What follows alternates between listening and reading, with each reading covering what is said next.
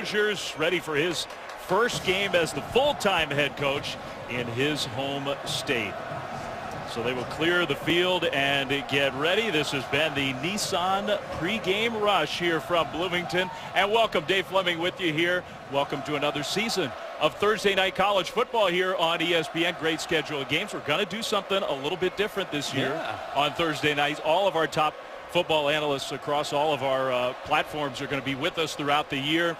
And who better to start with than Kirk Herbstreit, who not only does such great work for us all over the place, but also probably, I think, has done more Thursday night college games for ESPN than everybody. Welcome back to Thursday. Thank you. Glad to be back. What a great scene this is going to be tonight in Bloomington. But you're right. Tarico and myself, Lee Corso, we did a ton of Thursday night games. So great to be back tonight, part of this package. Like I said, an interesting game with Ohio State and Indiana. Yeah, and you guys had, over the years, a lot of upsets and thrillers. And who knows, the Hoosiers, I think, feel like they have a chance for that tonight. Meanwhile, Kirk, Ohio State just determined to redeem themselves from the semifinal game against Clemson, and Urban Meyer is focused. He's determined, but maybe it all starts with their senior leader, their quarterback. Well, I think tonight we really want to find out how much J.T. Barrett has, in fact, improved. A new offensive coordinator, obviously former head coach here at Indiana. We'll talk more about that in a little bit. Ryan Day comes over to be his new quarterback coach. And I think the big thing that they want to create, there's Ryan Day closest to us, and in the glasses is Kevin Wilson. The thing they want to create is a rhythm. Get Ohio State back to being able to get the ball out of J.T. Barrett's hands and see if he can make some big plays, especially downfield in their passing game. Yes, and you mentioned Kevin Wilson, who was the head coach here last year. He hired Tom Allen to be Indiana's defensive coordinator. Now Tom Allen is the head coach starting fresh here in 2017. For more on him, let's send it down to Laura Rutledge. Well, yeah, Dave, Tom Allen has said this is the biggest opener in Indiana history, and maybe you could question that, but one thing you can't question is how much it means to Indiana's current head coach, Tom Allen. You know, I got tears in my eyes, you know, doing the walk. It's my first one as a head coach. It just means so much to me. There's so many friends and family, and you know, out there cheering us on, and you have a lot of pride in who you represent, you know, and it's personal, and it means a lot to me, and so, yeah, it's special. It's really special. I spoke with Indiana offensive coordinator Mike DeBord, who had seen that interview and said it brought tears to his eyes when he saw how emotional Tom Allen got. This team believes they have a chance tonight because of the encouragement of Tom Allen. They've talked about it. Richard Lago, the quarterback, telling us he doesn't know why so many people are doubting Indiana. He doesn't know why not enough people are talking about him, Dave. All right, Laura, good stuff, and we will see. The Hoosiers seem ready for this one. We've had to wait 233 days since Clemson won the national championship to finish last college football season. Now seconds away from toe meeting leather here in 2017, the first full weekend of college football. It's here, finally. Indiana won the toss. They have deferred, so they're going to kick off and let their defense take the field first. And that means Paris Campbell and K.J. Hill back deep to receive for the Buckeyes.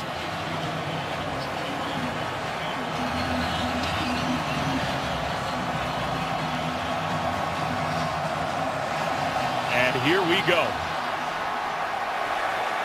It'll be Campbell just inside the end zone. And Paris Campbell, one of the more dangerous kick returners in the country, still on his feet. He'll finally go down at the 24-yard line. You know, there's been so much talk about J.T. Barrett and what he can do.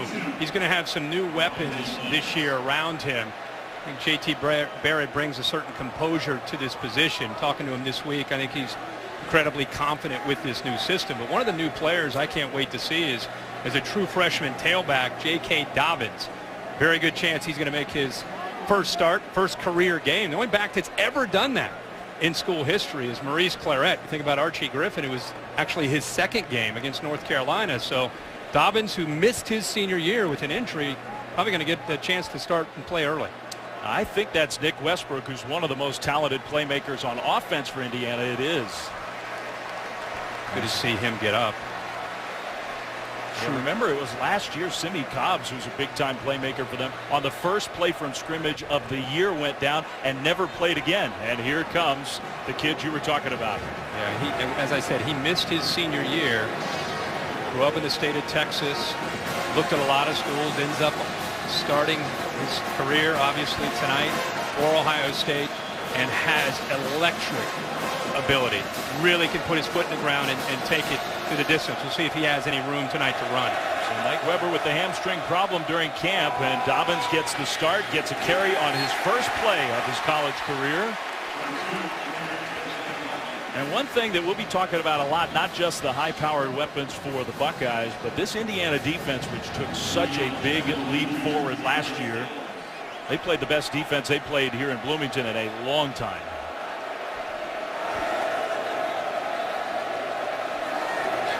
Dobbins will empty the backfield.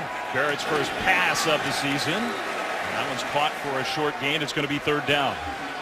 Indiana right now willing to leave their secondary out on islands and playing some tight coverage. I think they're determined here early to try to put pressure on J.T. Barrett.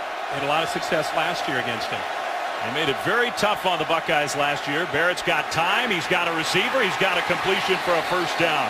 A wheel route, Dave, right out of the backfield. A mismatch here where the young freshman gets matched up one-on-one with a defensive end. Greg Gooch, who's trying to stay with him. Look to the left, trying to big defensive end at 250 pounds, trying to stay with a fleet-footed tailback. That's a win and a good recognition by J.T. Dobbins will get another carry here. Got through the initial line and gets upended, but into Hoosiers territory on this first drive of the game for Ohio State. Incredible he was able to get positive yards there. Nate Hoff, the defensive tackle from Indiana, just pushing Brandon Bowen, who's making his first career start at right guard, right into the backfield. But see the ability of J.K. Dobbins, the instincts in that backfield. He gets hit, bounces off it, and picks up positive yards. We did see a moment ago a little smile on the face of Mike Weber on the sideline watching the kid. Oh, option style play. Barrett keeps it. Did not have much running room. And number 8 T. Gray Scales, who will be everywhere tonight for Indiana, in on that tackle. Yeah, if you want to watch the football, you're going to keep an eye on 8 in red. Good look at Mike Weber. They said he had a hamstring injury coming into camp, kind of tweaked it about 10 days ago, about 80%. That's why J.K. Dobbins gets the opportunity tonight. But they said he had a good enough camp. It was very close anyway. 3rd and 5. Dobbins once again leaves the backfield. Barrett's going to throw short. That's caught, and that's a first down and more. Paris Campbell, who is expected to be a big play receiver this year for Ohio State. First down Buckeyes. And another mesh route where you're going to see Campbell work across. You'll see another, this time the tight end, Marcus Bowe, working across as well. Just trying to create kind of like a pick. And you can see it was open earlier when he threw the ball to the backfield down on the wheel route to Dobbins. This time he locates it on 3rd down for the first down. So a couple of conversions already for Ohio State. Ohio State's been playing football for 128 years. J.T. Barrett is the first 3-time team captain in program history. Across the middle for a catch. Big hit. But the tight end Marcus Baugh hangs on to the ball. First down. Remember last year we talked about how hesitant J.T. Barrett was at times. But so far you're seeing him in rhythm. That's exactly what we talked about, trying to create that. And the tempo is back in this offense. Dobbins gets the carry. Instead of bouncing it outside, cut it back middle. Kevin Wilson, a former Indiana head coach, right there in the middle with the glasses. And don't underestimate the value. You see his name on his headphones of Ryan Day. Spent some time in the NFL and has really done a good job so far working with J.T. Barrett as a quarterback coach. Barrett gave the ball to Dobbins again. And again, just no running room. Tell you what, that Indiana defensive line is getting a push. That time Mike Barwick pushed the Ohio State offensive line right into that backfield. And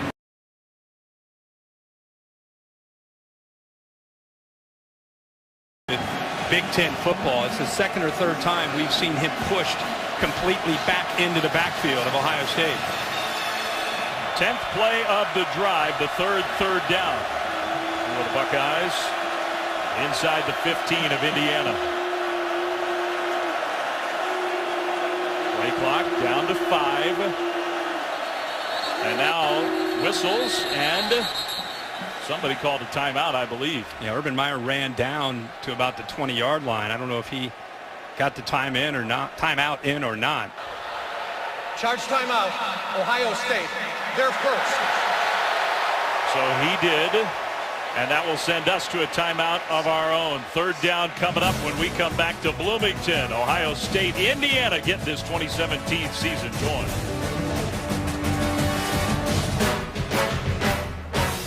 They're looking at the McPick 2. 2 for 5 deals all across the board. Here it comes. Allen before the game in the locker room. Now his Hoosiers defense faces a very big third down. Ohio State on previous third downs, a lot of crossing routes, mesh routes to try to create picks. The Buckeyes can get a first down. It's not third and goal. First down right around that 3-yard line. J.T. Barrett in the pocket, not being pressured, and he's going to try to scramble for it. He'll throw it away, and that is good defense by the Hoosiers. What they did is they rushed 3 and dropped 8. They're also disguising their looks, which is, I think, that time may have had an impact on J.T. Barrett. Watch how they rush 3. They're actually spying with him right here in the middle. You can see how they're trying to make sure he can't scramble and pick up yards for a touchdown. They do a nice job of covering down all the receivers, and J.T. Barrett just has to throw the ball away. Yeah, good point. Without that spy, maybe Barrett has room to get the first down or a touchdown. Instead, a 27-yard field goal try. Sean Nurenberger, who's not been the primary kicker for a couple of years. His first attempt of 2017 is good, and the Buckeyes are on the board first with a 3-0 lead. A nice drive by Ohio State, 11 plays. They have to settle for a field goal, and if you're Indiana, it's a big stop. I mean, as much hype and buildup going into this game, and to give up an 11 or 12 play drive and potentially touchdown to go down 7-0. Instead, you hold them out of the end zone, hold them to 3, and now you get your own offense out of the field. That was a big stop for the emotions of this IU football team. So now Indiana will be getting the ball. Time for our legendary moment, brought to you by Destiny 2. And talking about the history of this rivalry, it has been lopsided to say the least. First win for Indiana over the Buckeyes came back in 1951. Woody Hayes' first year coaching Ohio State. The most recent win, you got to go all the way back to 1988. That's the last time the Hoosiers beat the Buckeyes. It's a very good Indiana team and a tremendous running back in Anthony Thompson. And really, truly, talking to the folks around this Indiana program this week, they believe that they're equipped to pull off what would be a huge upset tonight. They have played Ohio State very tough the last several years. Really, they've played Michigan, Ohio State, Penn State. A lot of the teams in the Big Ten East very tough. Just can't get over the hump. So now the Hoosiers going to get the ball first, and the kick return nowhere to go for Devontae Williams. Broke one tackle, but then brought down inside the 15-yard line.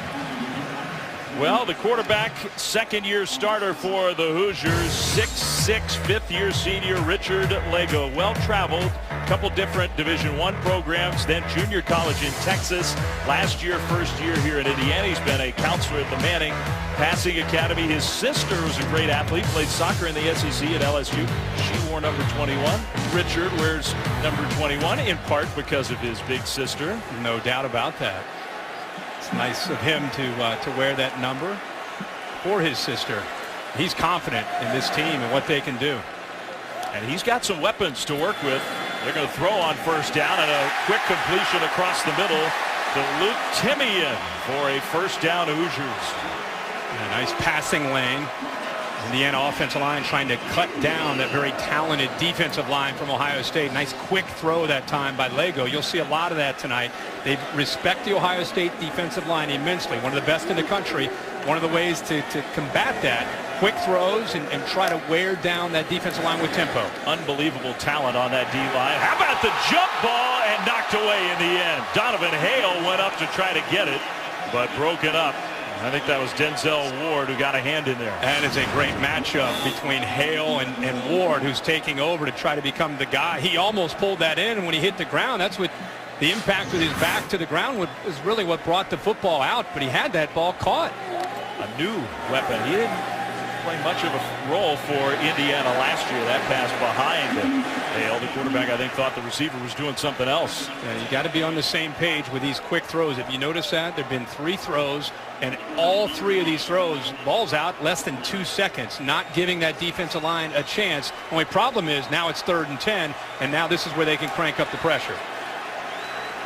Well, there may not be a position group in college football with more talent than Ohio State on the D-line. And they move 4 defensive ends onto the field when they get you into obvious passing situations. A lot of speed on that D-line. Lego, who threw 17 interceptions last year, trying to cut down on those mistakes. Another one of those jump balls. It is caught. It's a catch along the sideline. Simmie Cobbs, first down. Great to see Simmie Cobbs back. He missed all last year, as you mentioned, getting hurt early in the first play. One-handed catch, 1 foot, possesses the football, completes the catch, and that is an outstanding play by Simmie Cobbs, going up to battle for that football and take it away from Sheffield. He is a big-time talent. Now the first carry of the game for Indiana, Mike Majette. They're kind of going to go running back by committee here in Bloomington this year. Majette's the starter. That might be worth another look. Richard Lego telling us he feels he has the best group of receivers in the Big Ten, and I said, who separates themselves? He said Cobbs can win the one-on-one battle. That was a pretty good example of that. That's another one-on-one battle, and Cobbs won that one. Now Damon Arnett claiming that there was a push-up, but no flag. One way you can really tell who a quarterback has kind of chemistry with, it's his roommate. Simmie Cobbs and Richard Lego, they're roommates together, so that tells you they work a lot on their routes. Lego, maybe a busted play, keeps it, and I don't think he even got back to the line of scrimmage. Tracy Sprinkle got him to the ground. Yeah, there's a mix-up there. Sometimes with the run-pass options, the quarterback and the receivers and the running backs not always on the same page. That may have happened there. Second down. The Jet will get the carry, nowhere to go. Hit immediately. I think that's Jayshon Cornell right in the middle of the Buckeyes defense. Yeah, they are getting dominated up front to line of scrimmage when they try to run the football. Clearly early in this game it's going to be Richard Lego's arm and these receivers' ability to win in one-on-one. Man, very quick snap on 3rd down. Another 3rd down completion, and guess who? Number 1 with the catch. You got a veteran in Cobbs who's close to an 1,000-yard receiver 2 years ago, going up against Kendall Sheffield, who's a junior college transfer. An Alabama commit, originally went junior college, but he's been out there, and now they take him off the field and get Damon Arnett back into the lineup. Play fake. Lego on the move, will throw short, and it is caught. That's Luke Timian, who just moved from walk-on to scholarship player a few weeks ago. And he gets a gain of maybe 7 yards on 1st down. And it's another matchup that they love. Timian up against a safety in Damon Webb, where they are just spreading it out and throwing it around right now. And they are really going fast. Lego toward the end zone. It is incomplete. Foot on the line. Ian Thomas, the tight end, arguing that he had it and was in bounds. You know, they may take another peek at this because he completed the process of the catch, and it looked like an attempt to drag the foot. Watch the foot. Yeah, I think that may be a score. I think it is. And he completed the catch without a doubt. They're definitely going to take another look at this. Well, a lot of folks around here told us that Ian Thomas was a breakout star. The previous play is under further review. The is that the pass was incomplete. All the referees in the stands, we know where they stand. They think that was a touchdown. It looked like the left foot was down, and then the right shin kind of dragged. Let's see his left foot at the catch. And the left foot, well, the toe there. Yeah. Interesting. Now that look, that was a great look there, because that toe touched the line. Yeah, that's incomplete. Which foot came down first? I think the one that was on the line. Yeah, the left foot came down. Dave Kataya up here, who's the magician. This guy's the man when it comes to making calls. Ooh, now that one. Yeah, that's close. We just keep getting great angles. Yeah, this we just keep delivering the goods here. Dave, what do you think on this? Is the right foot? Yeah. Yep. Well, look at the stuff coming up from that foot. This is really close as to which foot hits first. If they hit at the same time, it's going to be incomplete. Dave, looked like he caught the ball while the right foot was down. It looks like a touchdown. I think so. I've got a catch if you keep that. To me, that's a catch. Yeah, I agree. Rodney that's a Ames, catch. Our replay official. What's the call? With control of the ball, resulting in a touchdown. How about it?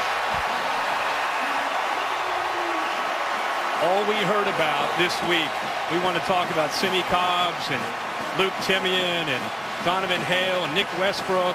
Everybody warned us. Well, look out for this tight end, Ian Thomas. And we're thinking, Ian Thomas, wasn't he a tackle last year? I mean, he played tight end, but he didn't make any plays He caught last 3 year. passes last year, all year. And Richard was like, I'm telling you, this guy is a big-time talent. Mike DeBoard said he's an NFL tight end. There's an example of it. I would say extra point up and good. 11-play drive. Cobbs with big plays, and then Thomas in the end zone. What a catch. What a throw. Lego puts it exactly where he has to with Thomas. Jerome Baker in coverage. Indiana confidence that believes can't finish the deal, and that's what they've really focused on in this offseason. Indiana will kick the ball back to the Buckeyes. Ian Thomas with the 18-yard touchdown catch. Great start for the Indiana offense. Griffin Oaks with Campbell deep, and it's going to be a touchback. Well, great kickoff weekend here for college football. Maybe the best opening weekend game in the history of this sport, and that's not an exaggeration. The Chick-fil-A kickoff game presented by Wells Fargo. #1 Alabama, #3 Florida State. You will be there in Atlanta for it, and I can't wait. It'll be fun to see, obviously, Nick Saban and Jimbo Fisher. Used to work for Nick Saban, but just the amount of athletes on the field. 2 great quarterbacks. I think at the end of the day, the battle in the trenches will go a long way in determining the outcome of that winner when you have 2 teams that are that talented. And when you say that, for me, my immediate thought is all the great athletes that Florida State has. Can they hang on the line of scrimmage with Alabama? Because we know Alabama will play along the line. Oh, yeah. 7-3, Indiana with the lead. Ohio State, they got points in their first drive, which is more than they did, of course, against Clemson in that college football playoff semifinal game. First down carry for the true freshman Dobbins. Let's send it down to Laura. Yeah, Dave, they want to get more points down here. And grad assistant Corey Dennis, who's in charge of some of the communication with JT Barrett, because Kevin Wilson and Ryan Day are in the booth, telling him we've got to go faster. Tempo, tempo. We've got to wear them down. Also said, if you feel it, let's stretch the field here. That play was pretty well defended by the Hoosiers. Yeah, I think a little mix up there with a freshman running back. JT Barrett looked like he might potentially want to pitch that, but good coverage by Indiana. And it's interesting, Laura says the tempo. Let's push that tempo, because we heard all about this. You're going to see a difference. The biggest difference you're going to see is a rhythm and a tempo from this offense, and we've not quite seen that tempo yet. We saw it from Indiana in their first drive. Another third down. They had 3 of them on their first drive. Pressure starts to come. Barrett incomplete. Coverage was excellent. Intended for the tight end ball. Well, Tom Allen right now doing a great job of mixing up the looks and trying to create some confusion. What he's really done is the guys are covered downfield. And we saw that in that third down in the red zone. Look at JT Barrett. He's waiting for receivers to break free. Nobody is. That's been the other thing. Everybody wants to talk about JT Barrett and how much is he going to improve. I think the onus is on the Ohio State receivers as a group as much as it is on JT Barrett. They have not had an elite group since they won the championship in 14. This will be the first punt of the redshirt freshman Drew Crispin's Ohio State career. Taking over for a veteran and very talented punter. So this area is a bit of a question mark. That's a line drive punt. Fair catch made right around the 28-yard line of Indiana. And so Lego and the offense, Kurt, come back on the field. Yeah, I think anybody who watched that first series had to be really impressed with Lego. He talk about getting the ball in his hands. His receivers were beating people, winning the one-on-one battles. 5 completions of 10 yards or more on that first series where he went 6 of 8, and a lot of it was quick throws, not allowing the defensive line to put pressure on him. How about the placement of that ball and the touchdown to Ian Thomas, who after the review got his foot down, and Mike DeBoard, who comes over from Tennessee where he worked with Josh Dobbs. Before that, he's been at Michigan among other places. Has to be very pleased with his start of his quarterback. Yeah, new coordinators on the offense on both sides. The run game, on the other hand, so far not there for Indiana. Yeah, they're going to have to pack the running game away for the night. I mean, the way they're throwing the football, even the quick hitters are working. Their running game so far tonight, -4 yards on 4 carries, and it's been complete domination with that defensive line shooting gaps. Well, Ian Thomas can catch. He just got beat bad by Draymond Jones. That's not a good matchup for Indiana. That quick completion out to the right side, almost back to the original line of scrimmage. And the scouting report says, how do you tackle Ohio State when they've got one of the best defensive lines in the country, and they lost 3 players in the first round in the back end? You want to test the new faces in that secondary, especially with a veteran quarterback, and what they say is the strength of their offense, the receivers. Well, they converted 3 third downs on that first drive. Pressure comes. Lego's going to dump it short, and it's dropped. Probably wouldn't have mattered, but the drop ensures 4th and 10 and a punt coming. Yeah, and the beauty of having 4, remember, they have 4 defensive ends in the game. They show blitz, and then they drop out. Linebackers drop out. Look how the pocket collapses on top of Richard Lego. Even by the check down, you've got 2 linebackers sitting there waiting for him. And that's the beauty, again, of the speed and the athletic ability and just how physical that defensive line can be when they get you to 3rd down. Now, this will be interesting. Hayden Whitehead, who has never played in an American-style football game. That's his first play in his football career, essentially, and he punted it fairly nicely to the sideline. Welcome to United States football, Hayden. Ohio State gets the ball when we come back. Put Day up in the booth. He'd be more valuable there for calling plays. That way, Kevin Wilson can keep his head in the call sheet, focus on that. Ryan Day, guys, can watch the field and make adjustments that way. I will say there seemed to be some confusion with JT Barrett's headset that's supposed to go only to Ryan Day early on in this game. Maybe a reason for some of the issues offensively. All right, thanks, Laura. On first down, there's the true freshman first to start at running back for Ohio State with the injury to Mike Weber since Maurice Claret, and he catches on first down and gets a nice gain across the 30-yard line. Indiana's still doing a good job covering down the Ohio State secondary. JT Barrett, nice job of staying patient and then checking it down instead of running with the feet. Hand off straight ahead, stopped, I think, just a little bit short of the first down. We'll see. Maybe not. That spot in the end looks pretty generous. It is an Indiana, or an Ohio State rather, first down.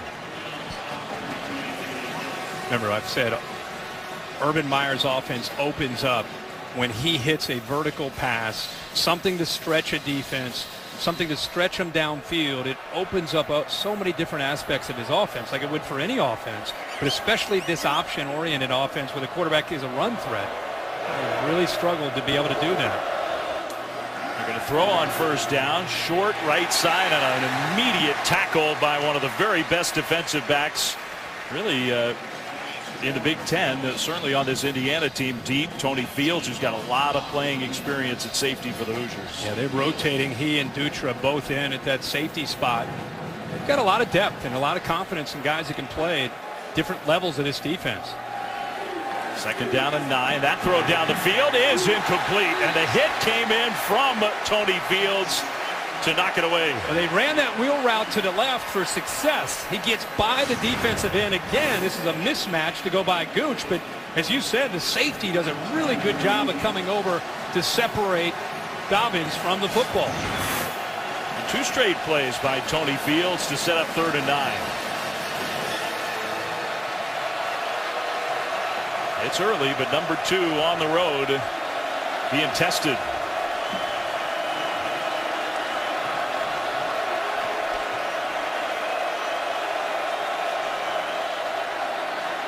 Barrett again is going to have to check down. And that open field tackle, beautifully done, will stop Ohio State short. Well, they're trying to do it, basically put the game into the hands of JT Barrett again on 3rd down, rushing 3, spying with the defensive end Greg Gooch, and then dropping 8 into coverage.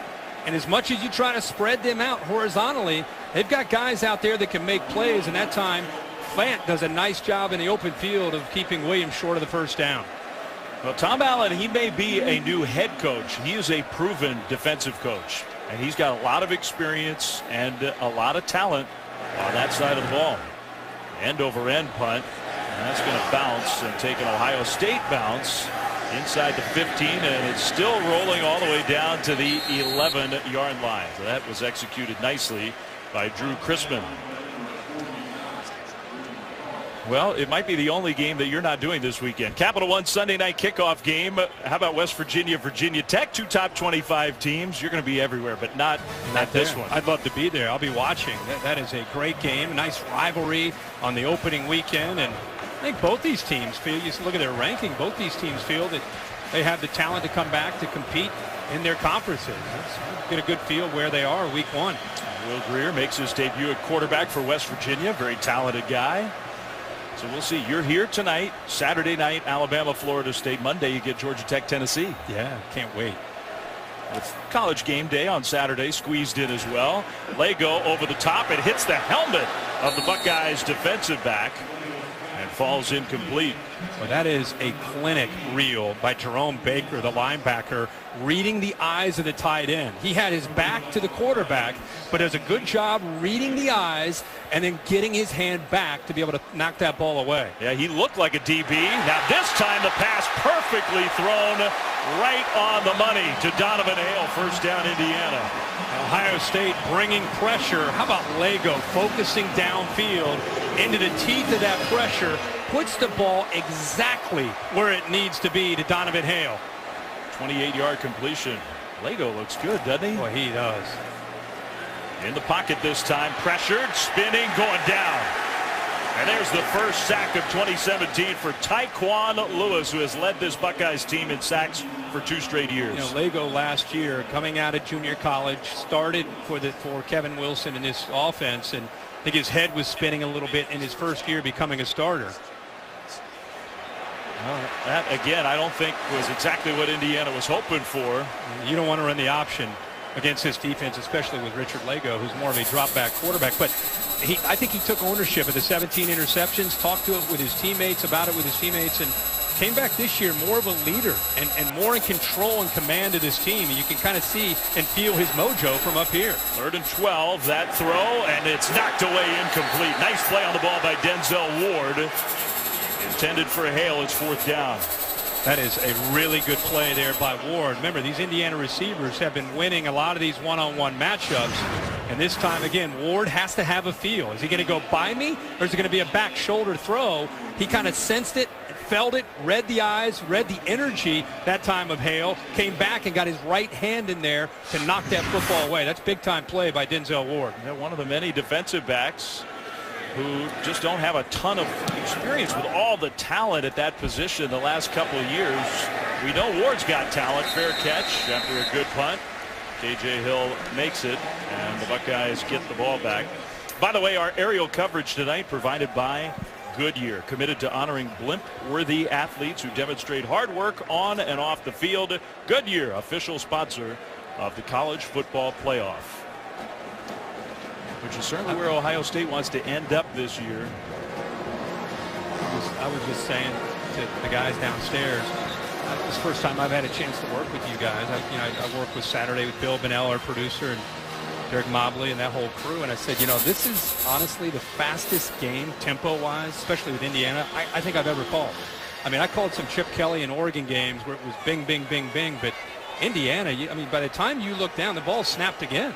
And they're cranking the tempo up. It's going to be fascinating to see how that plays out as the game goes on. Yeah.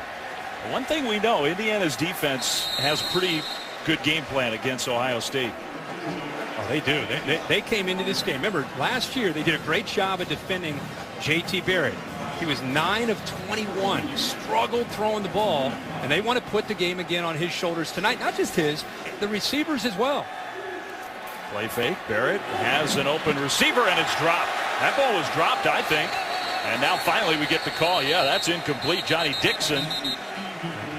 If we had a good look at his eyes, you would see that he took a peek up to feel the defender coming in after he bobbled it the first time. Arsenio Ball right there, the Husky linebacker. You could see Dixon look up, and here it is, another 3rd down for J.T. Barrett. Remember, they've been rushing 3 and dropping 8. Let's see what they do on this 3rd down. It's been very effective for them so far. And you said it already. It's not all on Barrett. He needs some help from those receivers. Being pressured. And he is going to throw it away again. Nowhere to go with the ball. Well, they did it again. They rushed 3. They spied again with their defensive end. Dropped. Basically, if you include the spy, there's 8 guys back there in coverage. You'll see the spy come from over here. He'll kind of sink, but you look into that secondary, try to figure out who's open. You want to put everything on J.T. Barrett. Look at the coverage. Who are you going to throw the football to? So before everybody wants to say what's wrong with J.T. Barrett, you might want to look to find out. I don't care if Joe Montana's back there. If there aren't open receivers, you're going to have to throw the ball away. Joe would have been throwing it to the bench, too. He would have been. So another punt coming. That was for you. Yeah, Joe's one of my guys, that's for sure. Timeout, Ohio State. Their second timeout of the half. Yeah, Urban Meyer does not look thrilled. No, he's livid. You know, he's talking to the punt team, but I think this has as much to do with the offense as it does the punt team. Remember, this is a team that all they heard about was what's wrong with the offense. Not just 31-0 against Clemson, but really the back half of the season, it struggled. And of course, this game, a great motivator in the offseason where Ohio State could not get a whole lot going. And truth be told, got embarrassed. They didn't just lose to Clemson on a big stage. They got humiliated by Dabo Swinney and the Clemson Tigers. And that's a hard one for any coach, but especially as competitive as Urban Meyer is, to walk off the field. All they talked about in the offseason was improving the offense, and they're off to a slow start here in this first quarter. Urban had coached 194 games in his career, and that was the first time any of his teams had ever been shut out. And it was, I mean, you said it was the culmination of the way the end of the year went for Ohio State. The offense just sputtered out. Yeah, and I think it was building throughout the year. I think they really got away from being able to stretch defenses horizontally and vertically, and they kind of played from a box, and the better defenses were able to defend them. And they really got to a point where they said, listen, we don't fear anything past 15 yards downfield. They're not going to throw it behind us. Let's cover everything in tight and try to take away Curtis Samuel and J.T. Barrett running the ball, and that's going to keep us in the game. And that's what Ohio State with Kevin Wilson and Ryan Day, that's what they've gone to work on, trying to improve. By the way, we thought maybe we might see Peyton Ramsey, who takes his first snap of his college career, a coach's kid, a redshirt freshman, and he can run a little bit. Yeah, dual threat out of Cincinnati Elder. Great program out of the Cincinnati area, and his dad is the coach, Doug Ramsey. Long tradition there. And his son is a warrior, tough kid as a dual threat. They really like him. Another fake, again, keeps it straight ahead across the 45, stopped around the 47. If you think about it, it's a great compliment to how they've been attacking. There's Mike DeBoer, the offensive coordinator, who told us yesterday, you're going to see Ramsey, the freshman. And I think it's a great compliment. Everything that's been successful tonight has been spread, receivers winning one-on-one, balls out fast. All of a sudden, Ohio State, they look at the sidelines, now you're dealing with option football and +1 with the quarterbacks running the ball. This will be interesting. Do they have faith in him to throw the ball? It's tipped and caught anyway. What a great effort. Ryan Watercutter, the second tight end, picked it clean before it hit the turf. That's a great call. The defense is all of a sudden getting lulled to sleep, thinking quarterback run, quarterback run, quarterback run. You have 2 defenders take the quarterback, and Booker or Holmes, nobody drops in the flat. They're going to pitch it, left side run, and a pretty short gain. Devontae Williams, who's got maybe a little more burst, maybe a little more explosive than the starter, Majette. You start to think about this much tempo, Dave. All the lifting and the running and the practices in August. This is the first game. Is fatigue going to start to become a factor? Ohio State doing the best job they can of rotating bodies in and out. But against this kind of tempo, first game, you better hope you're in good shape if you're going to last 60 minutes. Yeah, I think you're right. So that's going to be the final play of this first quarter. And J.T. Barrett wondering what's going on here. Ohio State got the first 3 points of this game. Since then, Indiana has really controlled the action on both sides of the ball. Maybe the biggest build-up to any game in this program's history. And right now, the Hoosiers look up to the task. They lead for 2-ranked Ohio State Buckeyes after quarter number 1, 7-3. Indiana has the ball as we start the second quarter. Tom Allen coached the bowl game for Indiana last year, but this is his first full year as the head coach of the Hoosiers. I think the only group that's not surprised is the Indiana players on that sideline. By the way, the freshman Ramsey still in the game here on this drive.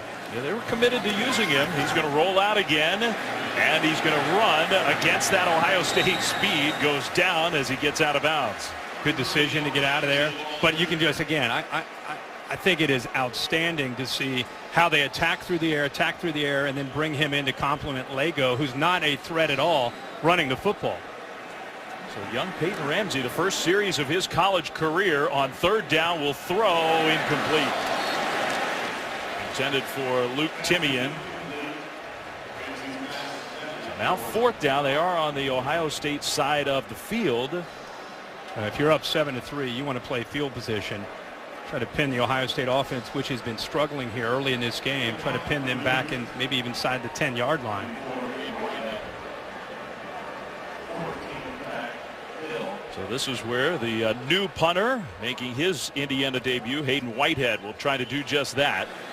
And I think he's done it inside the 10 at about the 7-yard line. Good punt.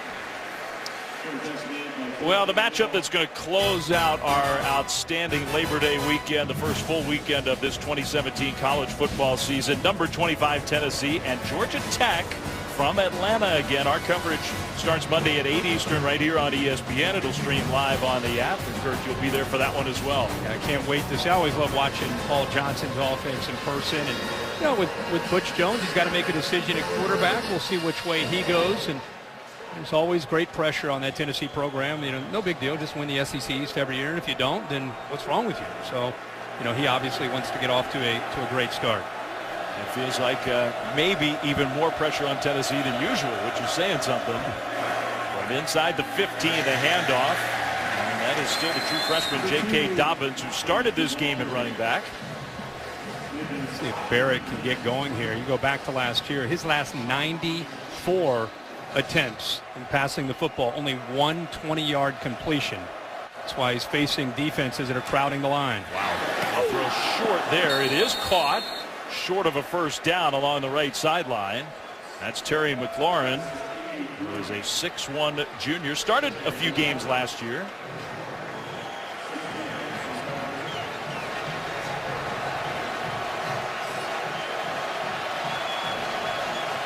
Third and 2. A handoff straight ahead. Did he get it? I don't know. Very close, but I don't think so. And it's not the part of the field where you figure that Ohio State can gamble and go for it, even on fourth and very short. Robert McCray made the stop. Well, watch Robert McCray shoot the gap and get off of the block there. Does a nice job of getting to the inside. He was responsible for the inside gap, used his leverage in his hands to get down. He's been hurt a little bit. Last year he was hurt first half of 16, but really came on. And Tom Allen said he's probably the most athletic and most gifted defensive lineman that they have, and he showed it again there. He did. What a stop. That means another Ohio State punt on fourth and less than a yard. That's a good punt. A fair catch inside the 35. So Indiana tried to play the field position game, but Ohio State special teams helped them out there. Hoosiers do get the ball back when we come back to Bloomington, leading Ohio State 7-3. But Bloomington on this Thursday night. Indiana leading Ohio State 7-3. Second quarter, one of the all-time Hoosier greats was here for College Game Day before the game, and guess who joins us in the booth? Coach Corso, welcome back to Bloomington. How's it feel to be back? Emotional, I can't tell you. I told Kirk there, as a football coach, when you die, you leave pieces of you within the players. And to see those 100 players come back and do what they did for me and get that honor, I can't tell you how much it meant to me. The players. And you had a nice afternoon lunch and visit with those 90 or 100 guys that came back to see you. There are a lot of your former Hoosiers who are here tonight. This is the first time Game Day has been here in Bloomington ever. And this was just a few moments ago. Down on the field, this is what you were talking about, Coach, with all your former players gathered. They gave you an award, and then what happened? They lifted you up. Yeah, and then Bill Orlick Award is very special because it goes to the person who did the most for Indiana that's not a graduate. And guys like Doc Conselman, Bobby Knight, and all those guys have won it before I did. You know, it was the best thing, I think, of all time. You guys took a team photo down there. Yeah. And when you took the team photo, you know what I thought was ironic? The score of the game is Indiana 7, Ohio State 3. Just like your story. But it's different now. Oh, it is.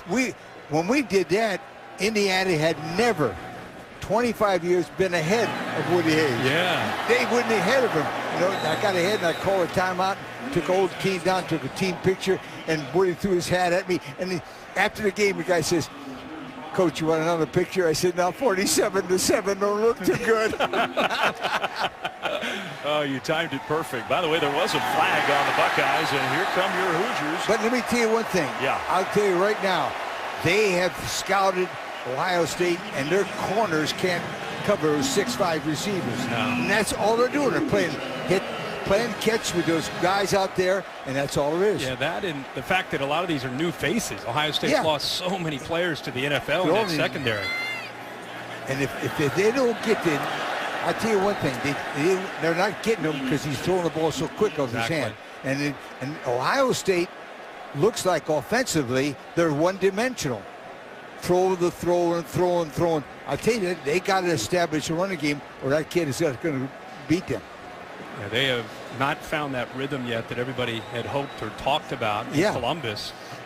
Still kind of trying to search for it. But Lego looks great tonight, getting the ball out quick. Well, as long as he does that, you watch him, because if you put the pressure on him and make him move, he'll throw the ball to your team.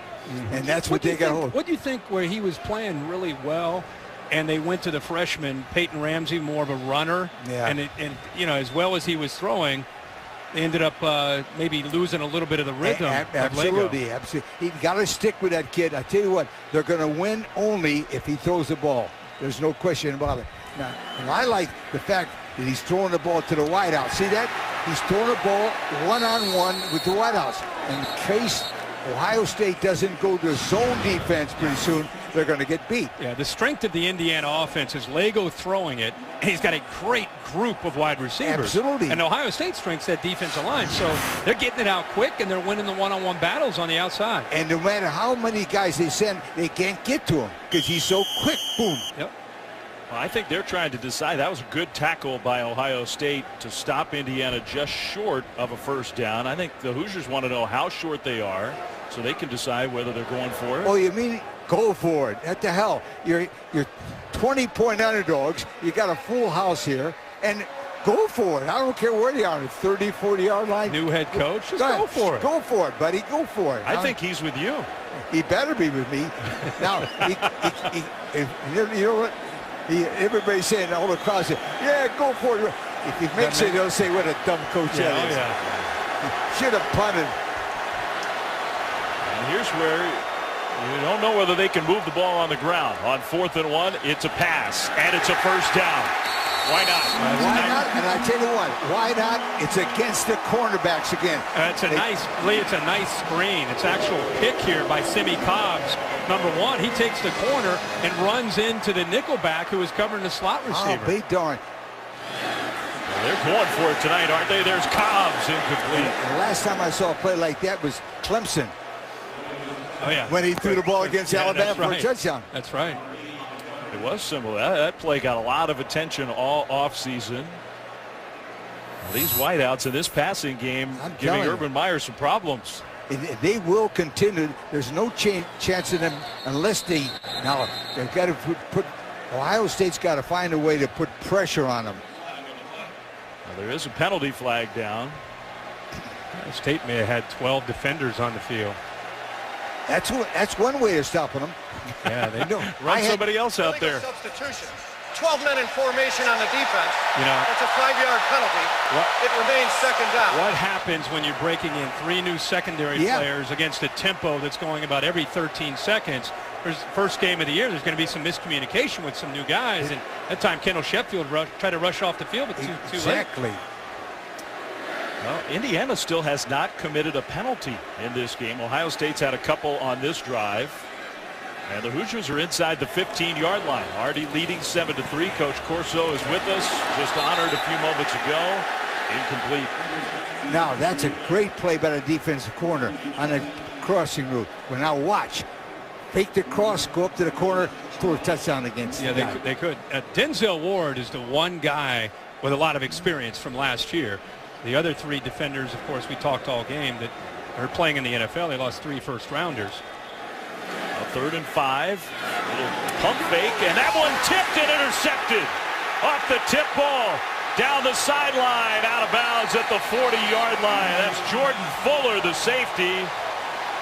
And Ohio State fans can take a deep breath for the moment. But the tip, I think, is an important thing to realize, because if Kendall Sheffield doesn't get a hand on that football, I think that ball goes by him and it's a touchdown. So as much as we want to talk about Fuller, 8 in white gets his hand right there, and that's what allowed Fuller to step in front of that, or that is a touchdown pass right there for Indiana. But they were playing zone defense that time. You notice 8 played short and then reacted to the ball. That's the only way Ohio State's going to stop them, is to mix up their coverage on the cornerbacks. Well, that's the first turnover of this season opener for the Hoosiers and the Buckeyes. Lego, who had 17 of them last year, and Coach Corso, you talked about that, how last year he had a tendency to throw the ball to the other team. That one may not have been on him. That was just a great play. Now Barrett trying to go downfield. Into coverage, flag thrown, and it's almost intercepted. But there was a lot of contact. We'll see. That may be going against the defense. A lot of big push that time by Indiana. It looked like Andre Brown completely in the way of the Ohio State receiver. Affected him trying Defense to get downfield. 15-yard penalty, automatic first down. It's Benjamin Victor, who they think can get downfield. Watch 14. Prevents him from being able to stay on his route, just locks him up, and officials right on top of that. First time we've seen Ohio State, even though they didn't hit it, they get the interference, throwing the ball downfield. At least taking a chance. They got to do that. Now that first penalty on the Hoosiers puts the Buckeyes into Indiana territory. And off on first down. There's the quickness of the moves of the freshman. J.K. Dobbins gets to the outside, to the 15 and inside the 10. Wow. Well, that may be the play that announces his arrival. There's the jump cut and the quickness right there. I mean, that's vision. Look at that. For a true freshman, it's one thing to be in all of his quickness and acceleration, but the vision and the cut, the lateral movement by Dobbins. And a nice play by Texan, right? Yeah. Native he of told me he was LaGrange. from Texas. Yeah. He is. LaGrange, Texas, the true freshman. Starting tonight with Mike Weber out. That jump cut right there. Boy. They love that kid. First time we've seen him get out. And just like that, I mean, Indiana's driving potentially to go up 14-3, maybe 10-3 worst case. Interception, pass interference, big run. Now the Buckeyes are down to the 10-yard line. That run was 35 yards from the freshman Dobbins. 2nd and goal for Ohio State. J.T. Barrett over the top and incomplete. There was some contact. T-Gray Scales in coverage against the tight end, but no flag. Yeah, I'm with you on that. There's a lot of contact there. Scales is a great player, but he's learned a few tricks in his day. Grabbed on to the tight end. Looked like he grabbed onto his jersey, Lee. See if he does. Right here at the top. Yeah, he does. But the one thing that bothers me, Ohio State's got first and on the near goal line, and they're throwing and throwing and throwing and throwing. Woody Hayes is rolled over in his grave right now. It was 1st and goal, 2 straight pass plays. Now it's 3rd and goal. Yeah. Throw, throw, throw. J.T. Barrett. He's going to tuck and try to run for it. Barrett to the corner, shoved out of bounds. Just swarmed. He couldn't get there. His big tackle, actually left guard Michael Jordan, was trying to 73. Was trying to find somebody to block, and J.T. Barrett ended up trying to get to the outside. Jordan didn't pick up anybody, but nonetheless, J.T. Barrett able to pick up positive yards. It looks like Urban Meyer bringing in the field goal unit. And there is a psychological play. 2 plays have done difference. They forced him to kick a field goal to start the game, and now they forced him a field goal another time when they get the goal line offense. They've got to develop a running plays inside the goal line area, or they're not going to be the #2 team in the nation. That's a good point you make. The field goal is up and good. Yeah, look at Tom Allen. Tom Allen's fired up. Sure. That is a win for Indiana. There's a famous score, 7-6. Congratulations, Call timeout, Coach. Could I get a picture of that? One of them, they're both crying, and that's just for one of them when he sees them, let alone having 100 of them together. I mean, his players mean everything to him. Well, I'm so glad that you guys could be here for this Thursday night kickoff game to get our first full weekend started with College Game Day, and part of that so Coach Corso can be here. Absolutely. Game Day never been here before until tonight. Yeah, we had a lot of fun on the show, and it's obviously we got a great game tonight. We do. 1-point game, second quarter. Indiana's going to get the ball back here. Good kick coverage. The special teams coverage for Ohio State has been excellent. Let's go back down on the field to Laura Rutledge. Well, Dave, you and Kirk have been talking about the rapid pace of Indiana's offense, and this Ohio State defense is feeling it. They've been very quiet on the benches when they get off the field because all they can do is breathe. Athletic trainers telling them to take some deep breaths. The one thing is it's pretty cool down here, so the heat or anything like that isn't affecting them, but they are gassed at this point. Laura, already 35 snaps for Indiana. 35, and we've got 10 minutes to go in the second quarter. I mean, you're talking about more than likely, if they maintain this, you're talking about going over 100 snaps tonight. Yeah, you're right on pace for that. You're right. So Indiana, who moved the ball the last time they had it, then the tip ball interception stuffed out the drive right as they were in the red zone. Lego, play fake. And no, he gave the ball to his running back. I've become so accustomed to the play fake, I thought they might not hand it off again tonight. Well, they haven't been able to run the ball much when Lego is in there, but the guy that's in there now, Morgan Ellison, he is a true freshman, actually out of Columbus, Ohio, and they think that he could be a real power back for them this year. He's now flanked all the way to the top, so it's an empty set.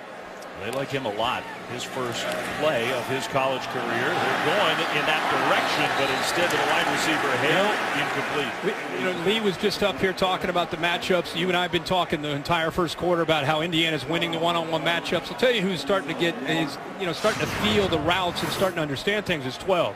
Denzel Ward is starting to be not only stride for stride, it's all about the timing with these great defensive backs. He went up against the big tight end and knocked that football away. The bad news for Ohio State, he does have to come out of the game. I don't know if that's a wrist or a hand issue or what. But he's on the sideline for 3rd and 9 with time. Lego, that one was tipped, I think, but it's completed anyway. And there's the tight end, Ian Thomas, running wide open out to the 45. Well, there's a broken coverage there with some new people coming into the secondary. They had 2 receivers breaking free. If he would have found the smaller receiver that time, Timian, that's a touchdown. But instead, just the big pass play through the air. Now on the ground, their best run of the night. You can see they put trips into the boundary. Watch this receiver creating some confusion, getting behind Ohio State. Boy, if he saw him, he walks to the end zone. That pass is caught, left sideline, first down Indiana, and more. Simmie Cobbs fighting the Buckeyes defense inside the 30. And again, it's that same combination of Lego getting back, getting the ball out, and his receivers winning on the outside, winning those one-on-one battles. Simmie Cobbs is a very tough matchup with his size at 6'4". And that quick tempo continues, Kirk, that you said might be the fastest tempo that you can remember. Yeah, I've not seen, obviously there are a lot of fast tempos. It's in vogue the last 7 or 8 years in college football, but Mike DeBoer is a new first-year offensive coordinator, has implemented a rhythm and a tempo here that Richard Lego feels comfortable with. Play fake, that one-on-one matchup, and I think it's another one-handed grab by Cobbs. He's already done it once tonight. He did it again. And that's actually pretty good coverage by Kendall Sheffield. It's just a placement of the ball, and Cobbs going up on a back shoulder and making a catch, getting the right foot down for another first down inside the 10. Man, so it's 1st and goal. Lego over the top for Cobbs, and that time, I think it went right through his hands. I mean, right now, Richard Lego looks like, you played all Madden, the Madden video game. He looks like he's playing a video game back there. I mean, he looks so comfortable with the ball placement. He couldn't walk down there and put it any better as far as placement is concerned to where he's thrown the ball to Simmie Cobbs. I mean, talk about getting into a zone. That guy, Urban Meyer, he's got to be concerned. Second and goal. That one incomplete. And number 12 back in the game, Denzel Ward. Might be time to pick on somebody else if you're Indiana. Well, they have such confidence in Cobbs. I don't think they care who's on him. It's been a lot of Kendall Sheffield. And this time it's Denzel Ward who checks back into the game. As you said, he had looked like he had a hand or a thumb injury. But he is matched up at the bottom. That's a heck of a matchup. They've gone there 3 straight times, and they're going to try it again. On third and goal. Ohio State showing some pressure. A little play fake, and they will try it again to Cobbs. Touchdown. Great coverage. What else are you going to do? That's the 4th straight time, and I don't know how many times on the night. There's a matchup that they like, and they're going to go back to it over and over and over. And what I love is that Lego puts the ball up high where Cobbs can make a play on the ball. Ward that time did not get his head turned around, relied on his hands to try to separate the ball. But look at Cobbs fight for this football again for Indiana. What a night he's got. So far, just 6 receptions, 94 yards, and a touchdown. Both of the touchdown passes also on third down for Indiana. They're converting third downs. They're using their weapons, and they've got a 14-6 lead. It's one of those scores that people start to hear around the country, and no matter whether it's Twitter or you're watching or you're listening, it's like Indiana 14, Ohio State 6 with 8:12 to go in the second quarter. Ooh, I better turn that one on. We got a ball game here in Bloomington. Passionate fans like these at games all season long. And if there are any Indiana students that are not here at Memorial Stadium yet, they're making their way across campus. They're on their way. You got to be here for this one. By the way, what an awesome campus. Great the last couple days to walk around and talk about one of the more beautiful campuses that we've seen. This is nice here. Beautiful. Looking over at Assembly Hall. Upgrading the athletic facilities on the football side. Assembly Hall, some of the most hallowed grounds in college basketball. Touchback. Indiana with the 14-6 lead. Let's go down to Laura. Guys, J.T. Barrett's been talking to his receivers as they've come up to him and apologized for not being open. Victor, Dixon, McLaurin, a few of them who've done this, and Barrett consoling them, saying, hey, guys, it's fine. We're going to be okay. Kirk, you can just see how calm J.T. Barrett is at all times. Well, Laura, I think that's a great point, and I think it's something that Ohio State has always been able to rely on with him is the intangibles. But at this point, maybe a little fire is needed. I mean, and it's nice of those guys to apologize, but right now, as everybody points the finger at number 16, I'm looking at the wide receivers to see if they're going to throw the ball, who's going to be able to get separation and try to get open to try to help J.T. Barrett out. Indiana wide receivers 13 catches. Ohio State wide receivers now 5 catches, and that's a positive game. McLaurin across the middle, first down. Yeah, J.T. Barrett does a nice job using his eyes to move the defense to the outside, which opened up a nice throwing lane, and he put it right on the money that time to McLaurin. 16 yards on first down. Well, let's see if that can get the Buckeyes in a little offensive rhythm. A play fake, another one. And a throw down the sideline to the bench, incomplete. That play was very reminiscent of last year, where he gets back, he wants to throw the football, it's not there, and there's nowhere to check the football down. He kind of had a little bit of that unsure, uncertain, those feet are moving up and down, and just didn't quite have an answer there. Good coverage by Indiana. Yeah, there was no safety valve. Second and 10. Fake the handoff. Quick hitter out to Campbell, and he breaks a tackle.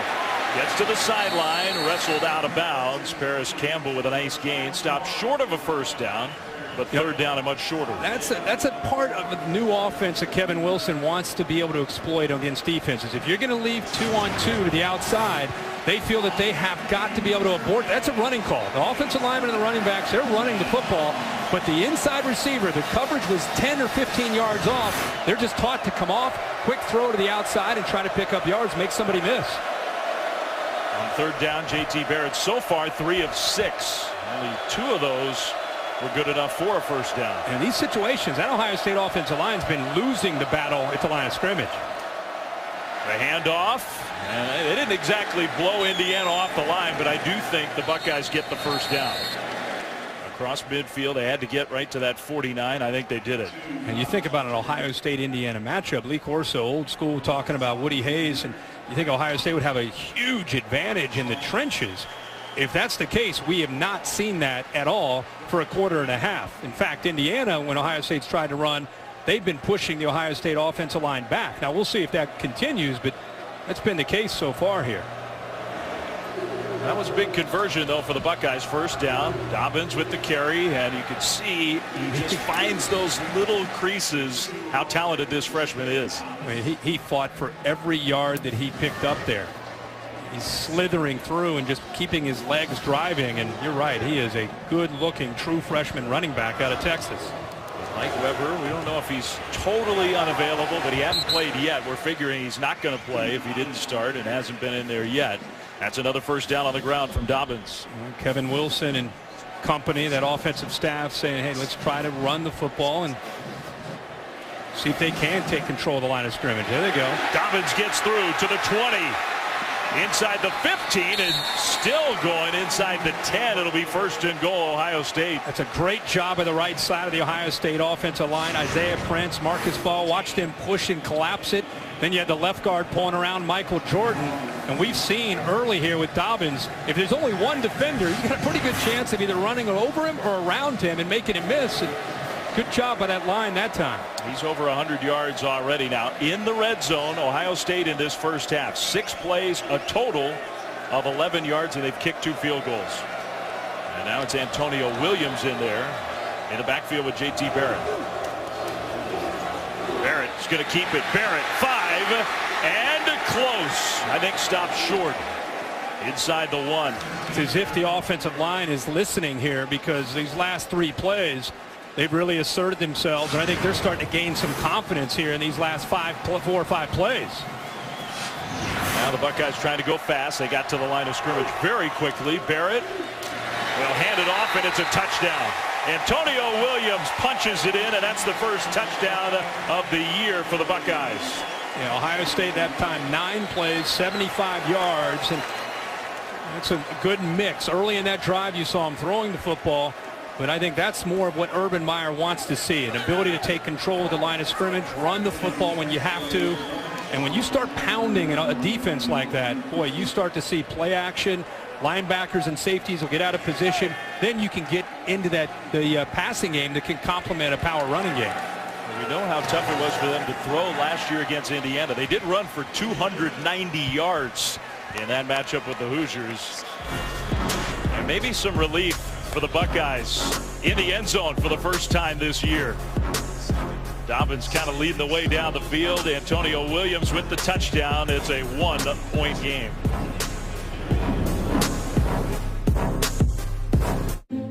It seems like weekend game in the history of college football. Alabama, Florida State. Meanwhile, the number 2 ranked team sandwiched in between those two has its hands full tonight. But a big touchdown drive for the Buckeyes makes it a 1-point game. Now the kickoff, I think deliberately short, taken right around the 5-yard line. Devontae Williams bounces it outside. He's got some quickness out to about the 27-yard line. We noticed one of our cameras, and you and I were talking about at the break, the young kid maybe get his chance for his first touchdown. I think he was thinking the same thing. Antonio Williams went in for him, and Urban said, hold on. You got a huge future, but let's catch your breath over here. He did a lot of the work there, but Williams ends up getting the touchdown. Dobbins, I have a feeling, is going to have a lot of touchdowns in his career at Ohio State. I have that feeling, too. Let's see how Indiana responds. You know, Ohio State took control there. Lego is on fire throwing the football tonight. Had a lot of success so far throwing to Simi Cobbs. They've won a lot of one-on-one battles. Let's see how Ohio State tries to defend Cobbs in these one-on-one matchups. And it is that true freshman Columbus kid in the backfield. That was a pretty good cut by Morgan Ellison. He gets the carry for a positive gain on first down. If you're just tuning in, one thing you're going to see right away, the tempo tonight from Indiana. I mean, they're snapping the ball about every 13 seconds. 2nd and 6. That throw with an open receiver right at midfield is complete. That's Donovan Hale again. And here comes Indiana rushing to the line of scrimmage. Yeah, they're going to go fast. Look at this pressure. Ohio State decided to try to challenge Lego, catch him off guard. They bring the blitz, but again, gets the ball out of his hands quickly, gives his receiver Hale a chance to make a play up high. He just looks so poised right now. That quick hitter out to the left sideline. Cutting it up field, Luke Timian for the gain on first down. To the far end with the glasses, yelling into his microphone, and you see is Greg Schiano. The new defensive coordinator who's taken over for Luke Fickell. Right now, he's trying to come up with answers. Surprised they've not put safeties over top of these corners to try to help them in these one-on-one matchups. Well, one of the great defensive minds, that's for sure. That's another completion over the middle, and it's that guy again. Luke Timian's been everywhere. You know, that time they did just that. They did put two safeties high, but the problem is if you don't cover underneath, Luke Timian can win those option routes against the linebacker. So you take away the deep ball, and they say, okay, we're going to go to the inside and try to win that matchup. On the move again, the Hoosiers. They're going over the top again, incomplete. Hale just couldn't quite angle back underneath the ball. Second down. I mean, this is crazy. I mean, Ohio State secondary, you got to remember now, over the last couple years, they've lost four first rounders, 3 corners, and a safety in just the last couple years. They lost 3 out of this secondary just last year. And these new guys that are out there, they are getting really tested to be the first game of the year as a starter. And you're facing this quarterback and these receivers.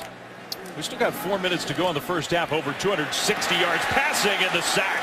That was Nick Bosa who got his hand on the ankle. And I think Bosa will get credit for the sack there. Yeah, Bosa with some bend here. Younger brother of Joey Bosa. Remember, 6'4", 270. Look at him bend and lean. Goes down. And if you can get pressure, Lego is not the most fleet-footed. But you could see Bosa, the athletic ability. He's known for his power. But there he shows you the athletic ability as he turns the corner and makes the play.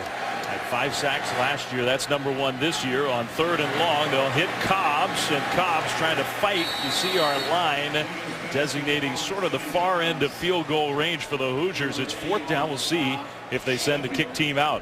Incredible to see what this Indiana offense has been able to do in the Ohio State defensive line. Not very many opportunities to get pressure, but with Ohio State finally coming up with a sack, it's amazing. Now all of a sudden it's 3rd and forever, and it changes completely the context and complex of what they're trying to do.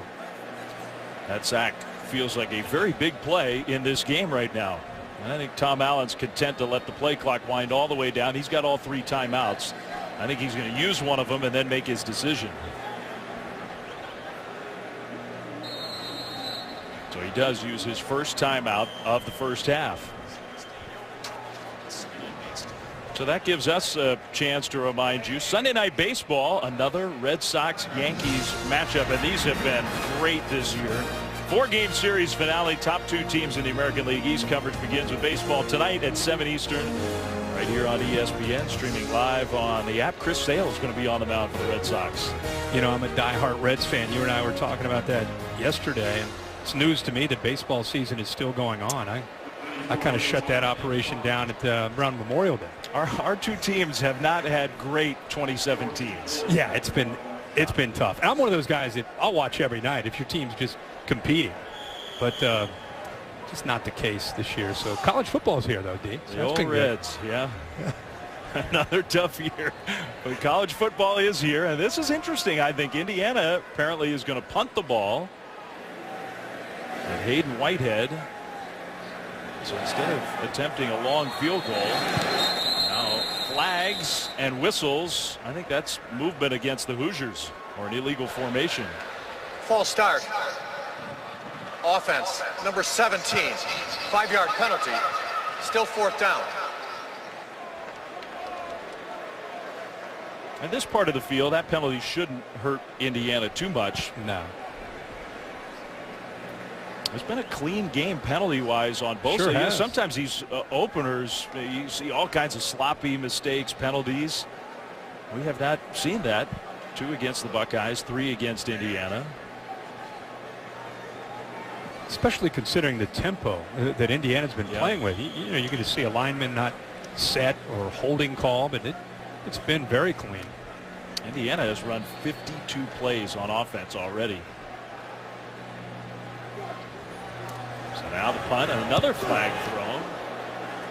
This one is going to bounce and bounce into the end zone for a touchback. That did not go Indiana's way. Now we'll see what that flag is. Ohio State may have been lined up offside. The freshman Chase Young, number 2. That would be a big mistake, and that would not make his head coach happy. Yeah, it looks like he's lined up offsides. I'm sure they want to punt that again.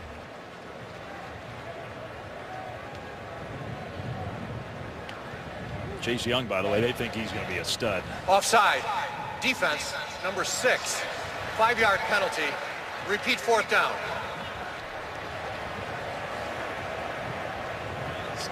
Well, they called it on Sam Hubbard, I guess.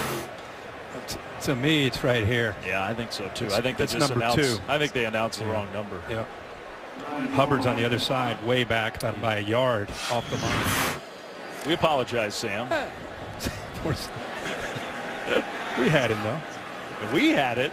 All right, another try for Indiana. That one's going to go in the end zone again. So that was not particularly well done by the young punter, trying to pin Ohio State deep, a kid who has only played Australian rules football until tonight. Go ahead. I know we have a big report here. Well, we do. We got to pop halftime. halftime. Oklahoma State off and running with their offense. We got PJ Fleck and his Minnesota debut. Oh, he's rowing the boat big tonight, I'm sure. Big. Reese Des David will be there. I just want to go back to say, you wonder if that try for Ohio State and Indiana's inability to have an answer, even if it was a field goal, what happens here? I mean, doesn't it feel like Indiana's up by more than a point? Yeah. Ohio State takes this ball and goes in and scores, and they're up at halftime. You wonder what that could do to the Indiana psyche. They've outgained Ohio State. They've outsnapped them. J.K. Dobbins, though, on the last drive for the Buckeyes, had himself a lot of success. He's already over 100 yards in his first half of his college career. And, you know, early in the game, it was a lot of him breaking tackles and doing it on his own. The last drive, that offensive line started to really control the line of scrimmage. Barrett back to throw. I think he kind of got hit. The tight end was open, but that forced an errant pass. The pressure got to him, and I think it affected his vision. Instead of trying to keep his eyes downfield, here comes a linebacker right there as he releases the football. Chris Covington. You can do all the drill work you want to do in the summer. It's very different when you get into that first game, and you feel that linebacker, he's got to do a good job of staying locked in downfield. He had a wide open tight end. Tell you what, this is a big play. That stopped the clock, that incompletion. This one is also incomplete.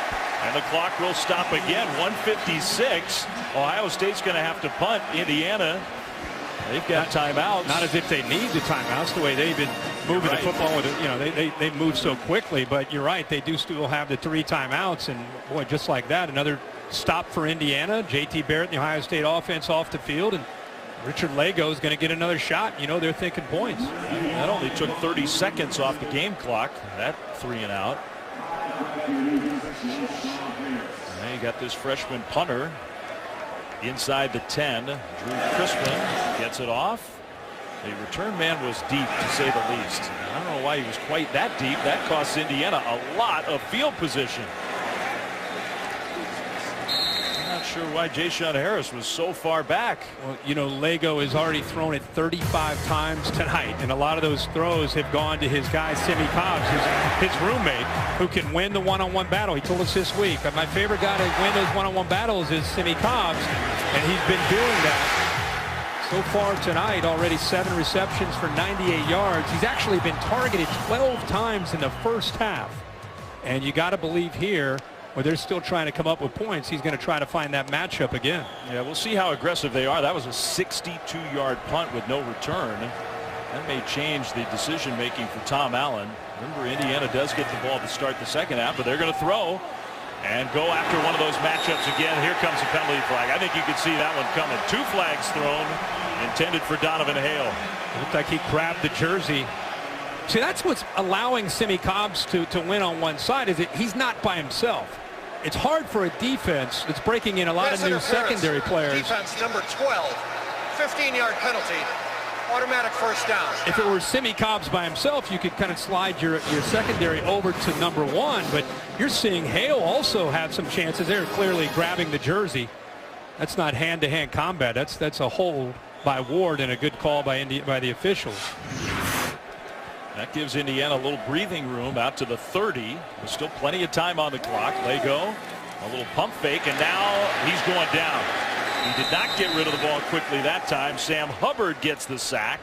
Clock moves. It's 2nd and long. One of the few times we've seen Lego hold the ball, and it's because Denzel Ward was in phase and in fact in front of the receiver who was trying to go downfield. It made him hold on to the ball, and that's what Ohio State needs to do to allow that defensive line to be able to get pressure. Cobbs is out there wide left with Sheffield on him, looking pretty lonely on second down. Lego is not going that way, though. He's going back to the right side for the completion to Hale, who slips the tackle, and that's big because he gets out of bounds and stops the clock. And he got the first down.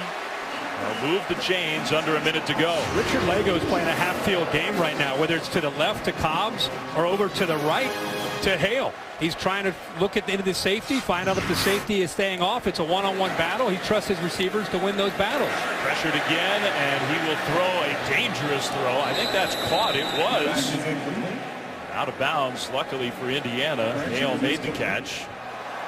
That's where Lego's got to learn to just throw that ball away. You don't need to be greedy. That's what cost him last year when he had the 17 interceptions. It's really not about gaining 2 or 3 yards. It's about the clock. Just throw the ball away and live for that next down on second down. Lego in the pocket. That pass caught short. Now there's another one where I'm not sure what good that's doing to Indiana. Clock moves. By the way, I just want to clean up. Indiana didn't burn that timeout. They let the clock expire and took the delay of game penalty, just in case there was any confusion on that. They do have all 3. Third down here, clock moving, 30 seconds to go first half. Lego, and he got rid of it, I guess. The ball sitting on the turf. They throw the flag. I think that'll just be grounding. Ohio State picks it up and starts heading the other way. Well, that was an attempt of trying to set up a screen, but the Ohio State defense, 3 or 4 guys sitting there waiting for the screen, and Tyquan Lewis is the only one that eventually went after Richard Lego. I don't know if the contact caused that errant pass or if he just threw it away.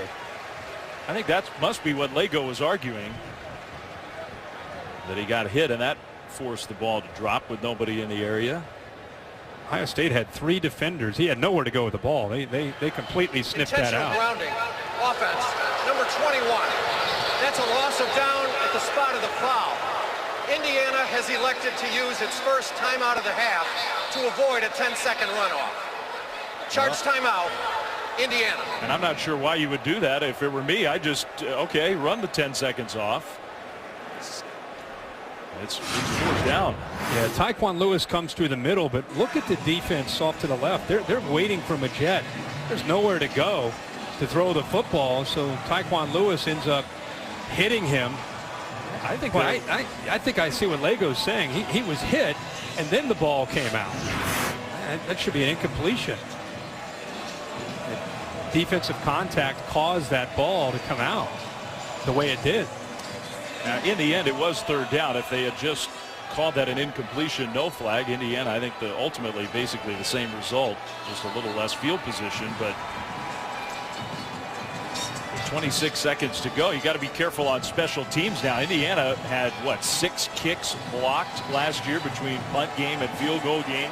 Yeah, when you brought that up to Tom Allen, he was being real nice and happy, and then you brought up the special teams last year, and he just kind of hung his head and said, yeah, that was not good at all. They've worked very hard to try to clean that up.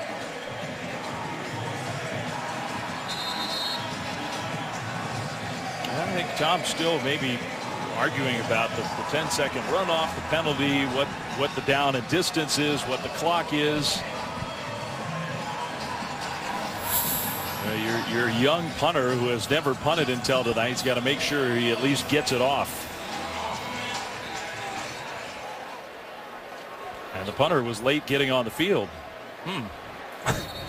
You do need the punter out there to punt the ball away. And they're going to use another timeout.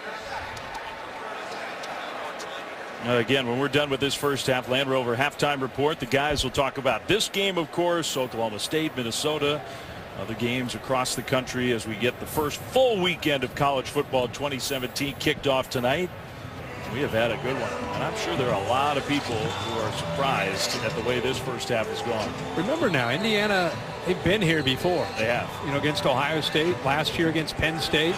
Remember they took Michigan to a couple overtimes a few years ago. I mean, this is not surprising that they're competing. It might be surprising that they're leading, but last year they led Ohio State 2 years ago here in Bloomington. So they've been here before. The difference is, can they finish the deal? And I guarantee at halftime, that's what Tom Allen's message is going to be. That punt, a low line drive kick, sort of angled, and it is returnable, although not for much yardage. 19 seconds on the clock with the hit out of bounds. Do you think Ohio State just takes a knee? I think, with one timeout and with a veteran quarterback, on the first down, you see maybe take a shot on that first down. And if you have success, obviously you go into a mode of trying to get into field goal range. And if it doesn't work out after that first attempt, then maybe you just kill the clock. But you got to, I think with down one, you got to give JT Barrett a chance here.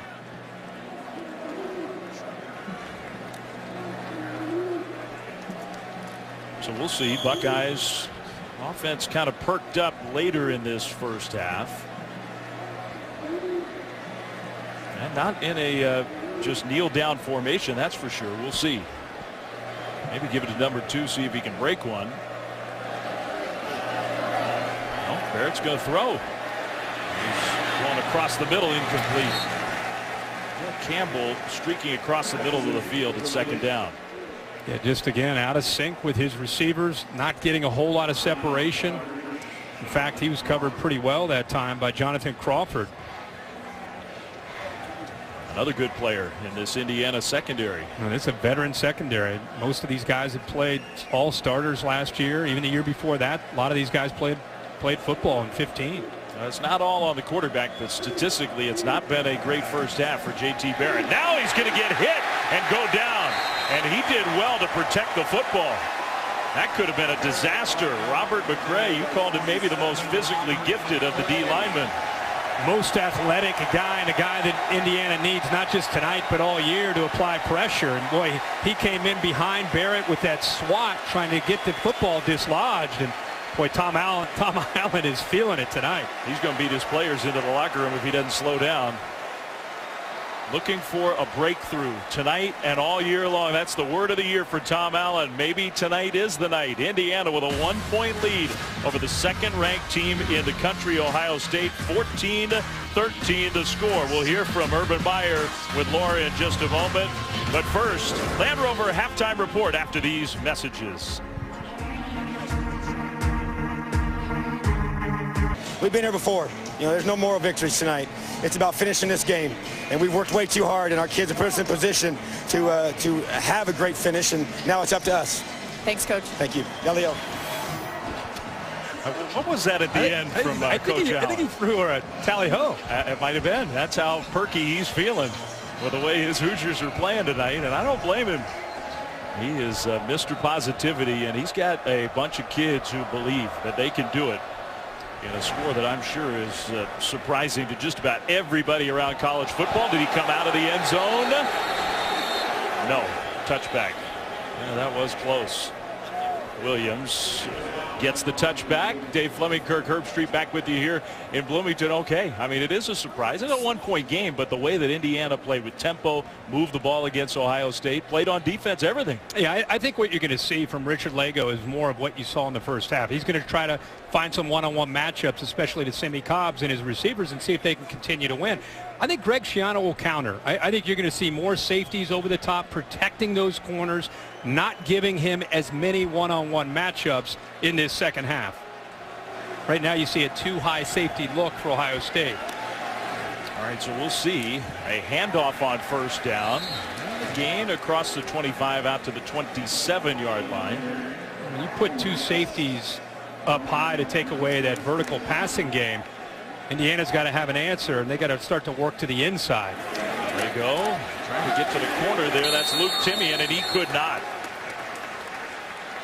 Tough to get wide on this Ohio State defense. That is a heck of a play by Dante Booker. Fights through the blocker and still does a good job of not losing leverage. Makes the play to the perimeter. The guy was hurt in the first game last year for Ohio State. Missed the rest of the year. Talented player. Third down. Pass rush coming, but Lago steps up. That one threw behind his target. tipped up for an anxious moment, incomplete. Yeah, that's something you would have seen from Lego last year. He's got a receiver coming across really fast, out of control, puts the ball behind him, ball gets tipped. He's lucky it didn't go up in the air, intercepted, and that guy, if that's intercepted, he probably walks into the end zone for a touchdown. But how about the adjustment? As we said, safeties up top, take away those one-on-one opportunities, and they did a nice job of getting off the field with the 3 and out. Well, what a great start for the Ohio State defense. And you heard their fans, who are here in pretty big numbers, as you'd expect. A low punt that's going to bounce and take an Indiana bounce inside the 35 at about the 32-yard line. That is where Ohio State will have the ball first, although there is penalty flag down closer to the line of scrimmage.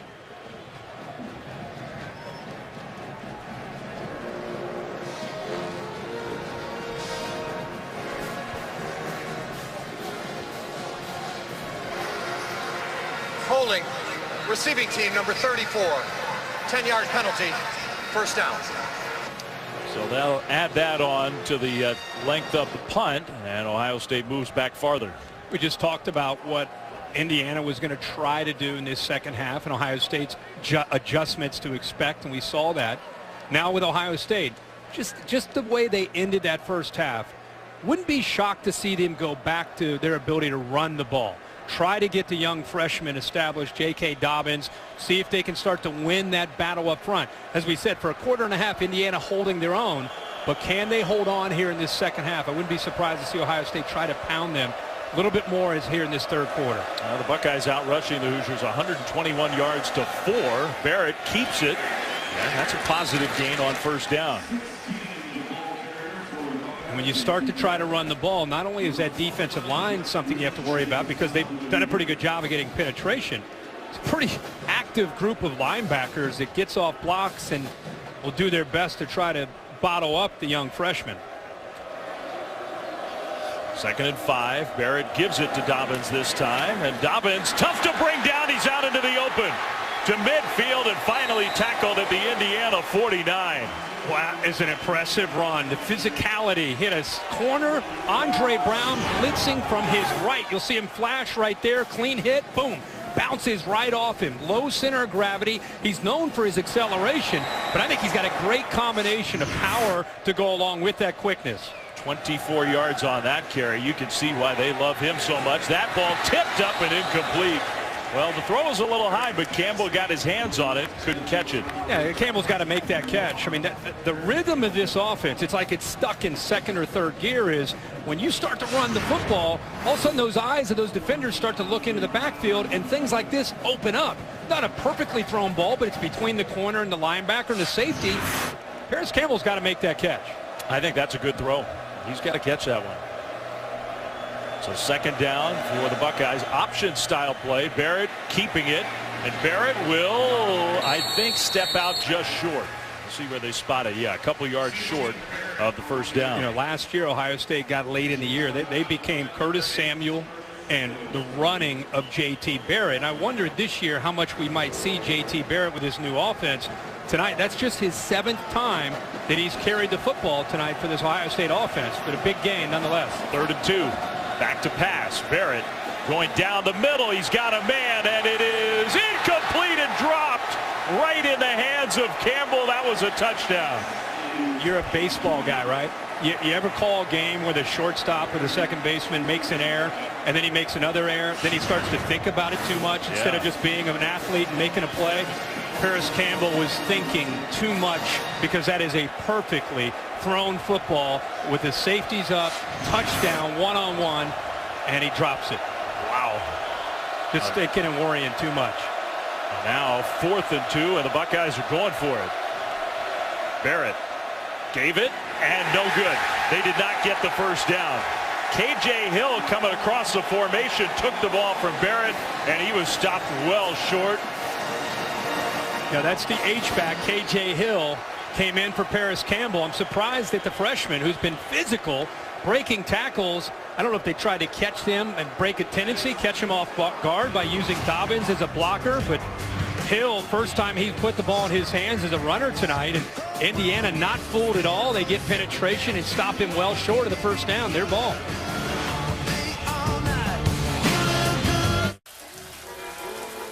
only you can shower. To smell unique. You're watching the Big Ten on ESPN. What a moment just a few moments ago. A sure touchdown drop for Ohio State. Then the fourth down play. They don't convert. Hoosiers get the ball back. 1st and 10. Indiana, and a quick completion to the right side. Donovan Hale. Yeah, we had a good look at Paris Campbell, and we talked about how it might be just in his mind as much as anything. He had a couple drops, and the big one was the touchdown drop. The Sun Ohio State maybe goes, instead of going up 20-14, still trailing. Big hit after the quick completion. Wow. Well, that is just a great job of recognizing the quick throw by Damon Arnett. A lot of things have been downfield. This time he senses it, sees that the other receiver's trying to come out to make the block. Simi Cobbs gets right around him, and once he got around him, Timian just didn't have much of a chance at all. Another 3rd and long for Lego. Ohio State's defense looks a lot different here. It's only a handful of plays, but at the start of this second half,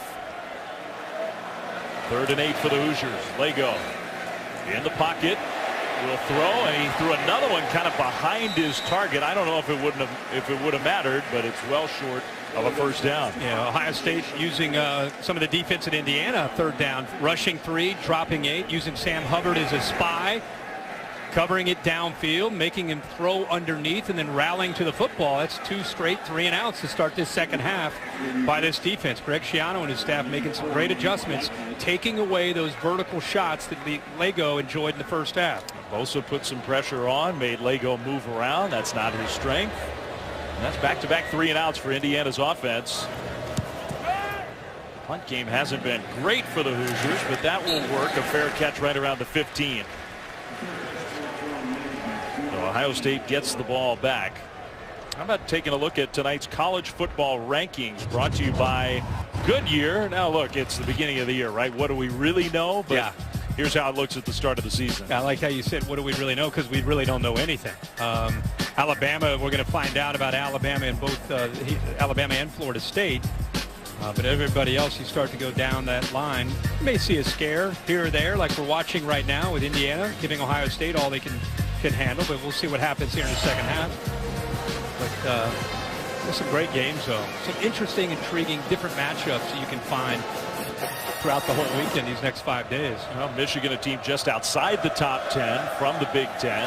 With a matchup against Florida, J.K. Dobbins, who has been, I think, the most impressive overall player on offense for Ohio State tonight. Another 1st down run. Yeah, he opened a lot of eyes in camp, and I think the coaches were excited to give him a chance and see what he can do. Of course, Mike Weber is not at 100%, which is what opened the door, but I'm sure Mike Weber is standing over there on the sidelines watching this true freshman saying, boy, I better get this hamstring healthy in a hurry, because you're right. He's been impressive. Sometimes you hear all that camp hype with J.T. Barrett with the keeper. He'll go out of bounds. Sometimes you hear that, and then you wait for it to materialize. This time, I think it's legit. No, it's legit. And this kid has just a presence about himself, and he said that he already understands the offense as well as a veteran. Remember, he was in for the spring, went through winter conditioning, which helped him.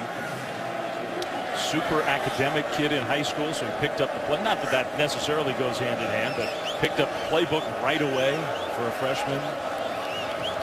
Broke his leg as a senior, and maybe that tamped down a little bit of the enthusiasm. He got healthy, came to campus, and he looks like a star.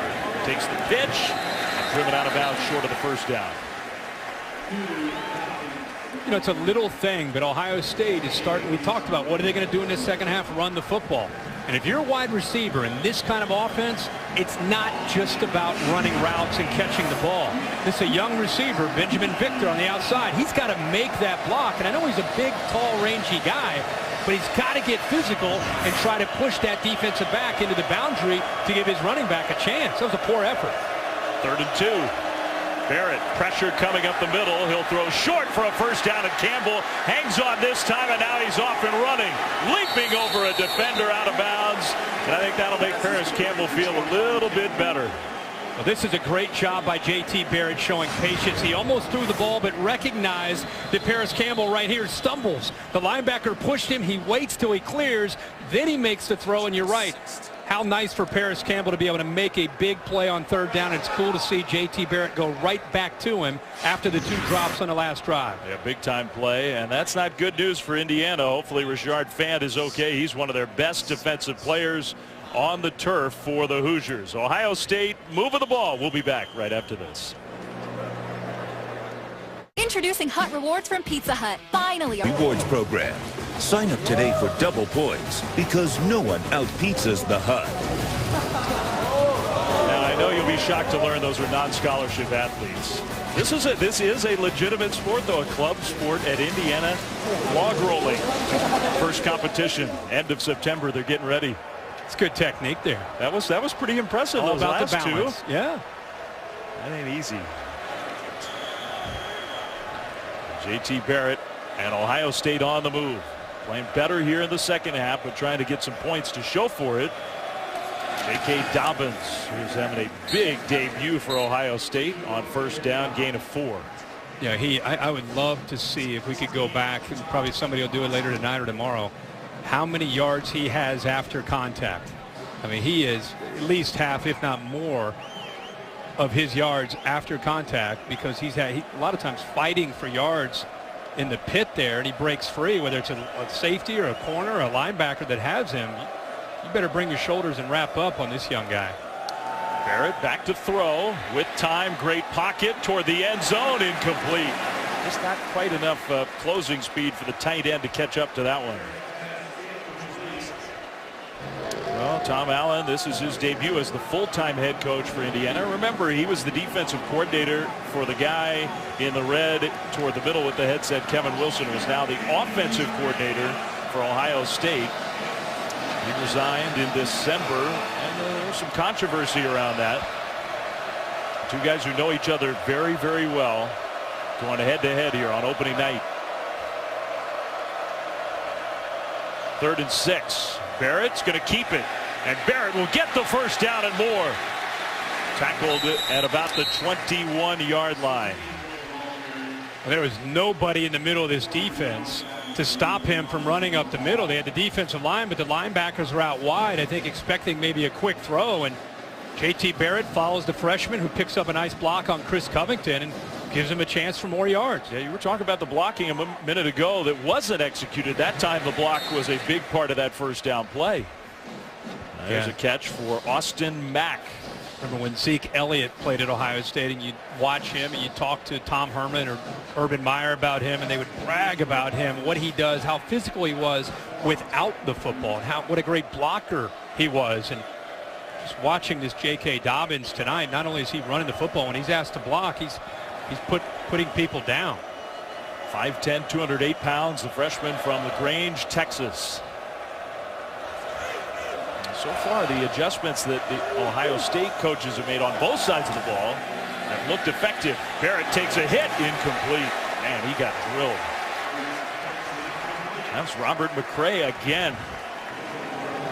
He didn't give up on the play. He was able to fight, get around, and eventually put the pressure on him. This gives you a feel with J.T. Barrett. He's looking to his right, working through his progressions, tries to work all the way back to his left to get to Mack, but that takes a while to start all the way on your right, work through the middle of the field, and then by the time he got to the sophomore Mack, that's where he saw the pressure that time by McCray.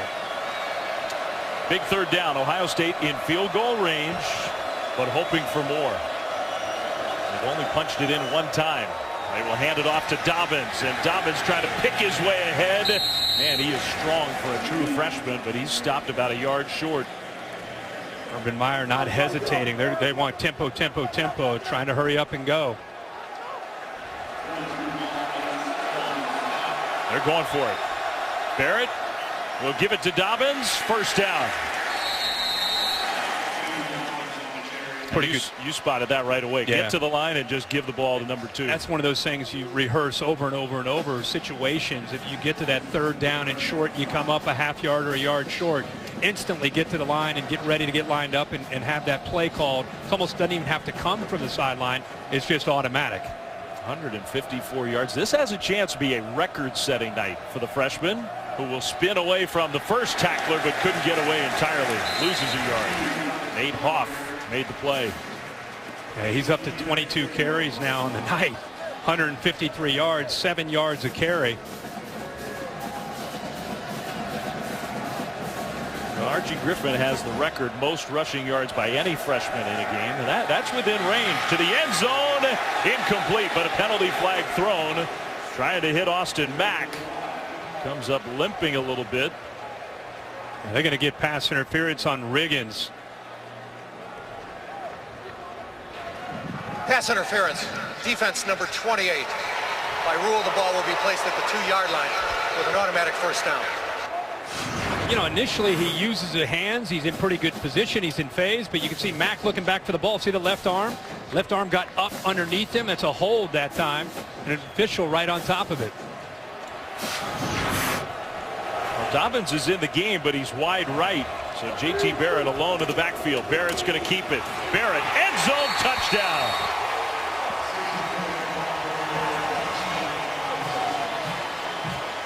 And Ohio State, for the first time since the early minutes of this game, has gone ahead.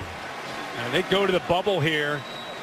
Big vacancy in the Indiana left side of the Ohio State right here. They're going to just attack this bubble right here. And big tight end is able to come back, pick up the defensive end. You're just asking Barrett to be able to beat that safety. It's had a different feel in the second half. Much different. Yeah, Ohio State's defense has kind of put the clamp down on Lego so far, and Ohio State offense seems to have kind of found it an identity here in this second half. Not going for 2. They're going to take the 1. Extra point up and good. Indiana down 6 with 6:57 to go here in quarter number 3. J.T. Barrett finishes off this drive, but 13 plays, 85 yards, nice balance, mixing the run and the throw, and really starting to take control of the line of scrimmage.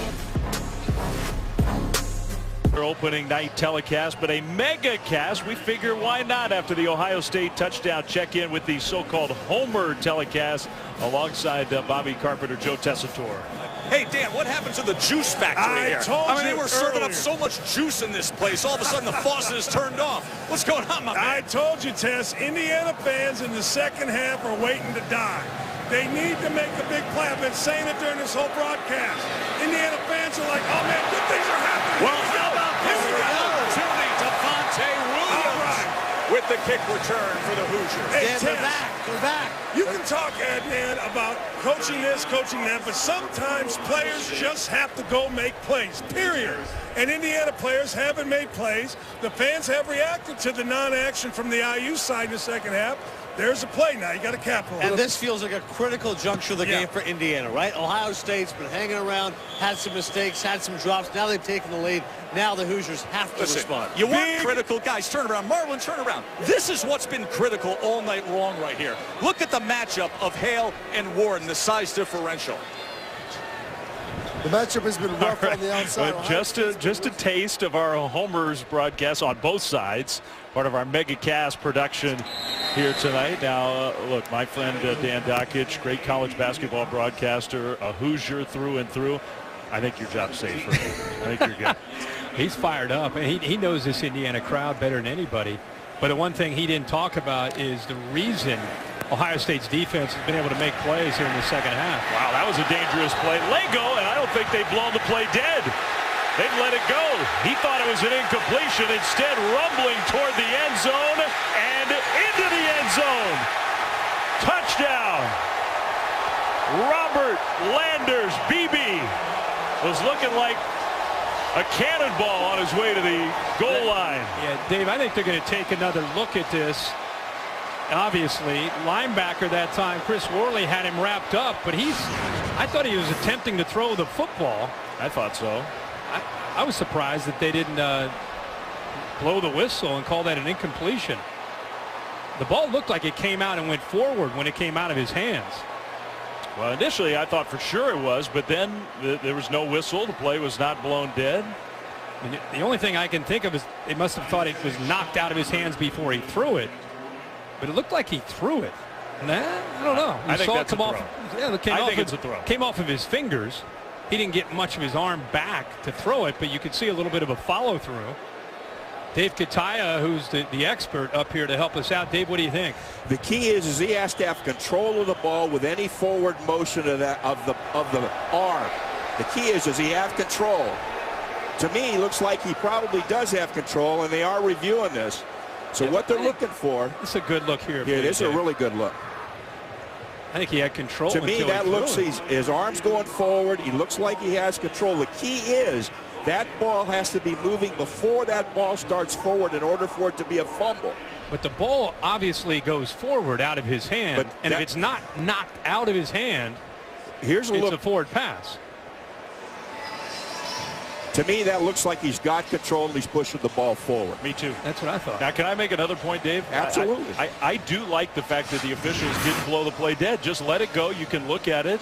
I mean, if you blow the play dead, you interrupt any chance Ohio State has to make a big play. They walk us through all this. Fans get confused. What's going on? There's so many different rules and different leagues. And what are they doing right now? Okay, what they're doing, they're going to go over and look at this. Now, as you mentioned, Dave, they're going to let this play go if it's close because you don't want to take replay out of the game. Okay, now let's watch this play. The key is, does he have control of the ball when that arm starts forward? And as I said, based on that other replay, it looked like he did. Okay? So the officials are going to go right now. What's happening is replay is talking to the referee. The referee's describing what he saw in the field. Does he make a call, or is it coming strictly from upstairs? Why does he have a monitor? What's he doing? The only reason in college football he has a monitor is to see what's going on. The final call is made by replay upstairs. This just allows him to see it and give a description over the air of what he sees. But upstairs is where the call comes from. Is he telling them what he thought we saw as a group down here, or is he just going by the replay? Is he just going back and forth and kind of viewing the replay with the guys upstairs? He needs to tell them when he walks over there what he sees. So here we go. After review, that was an incomplete pass. It's going to be 3rd down and 9 from the 39-yard line.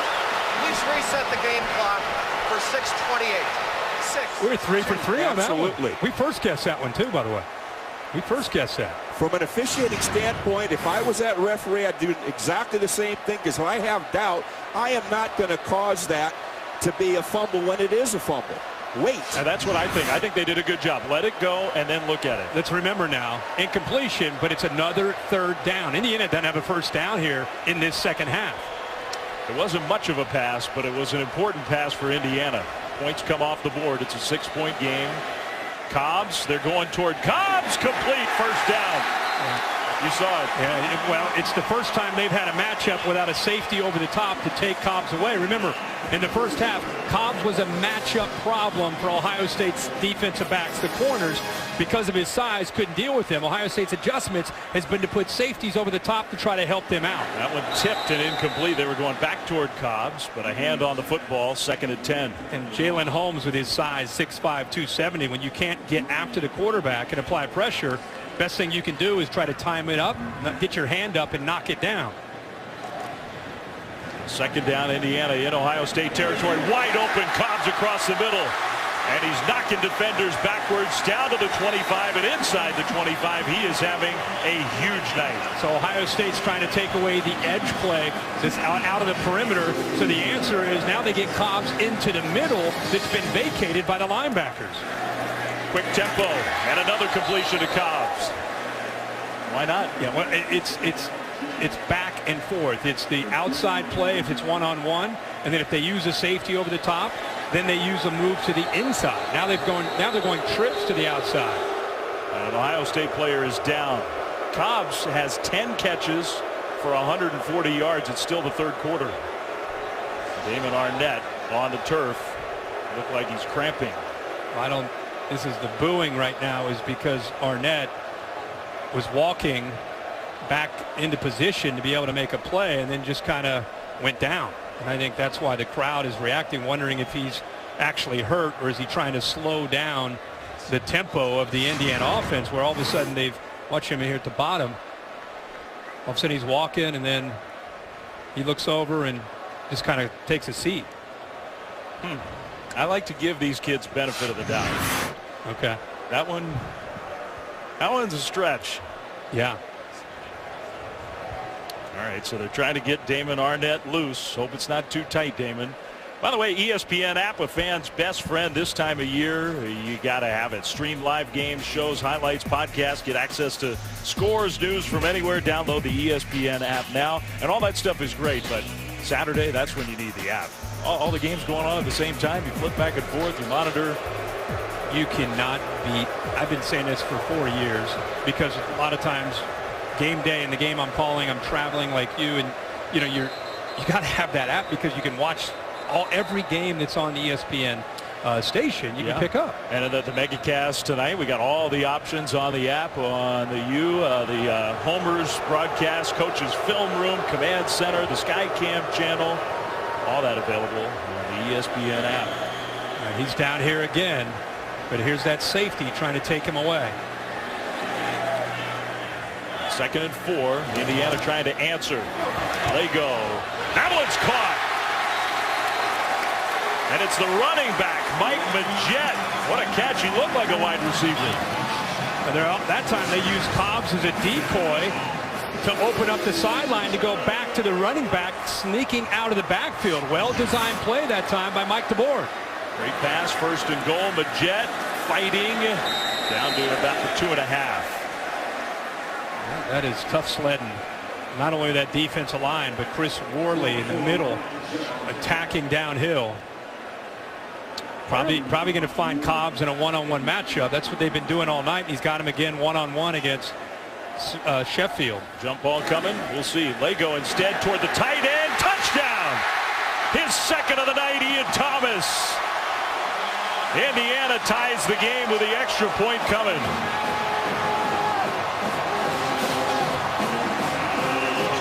Hoosiers have found themselves a player.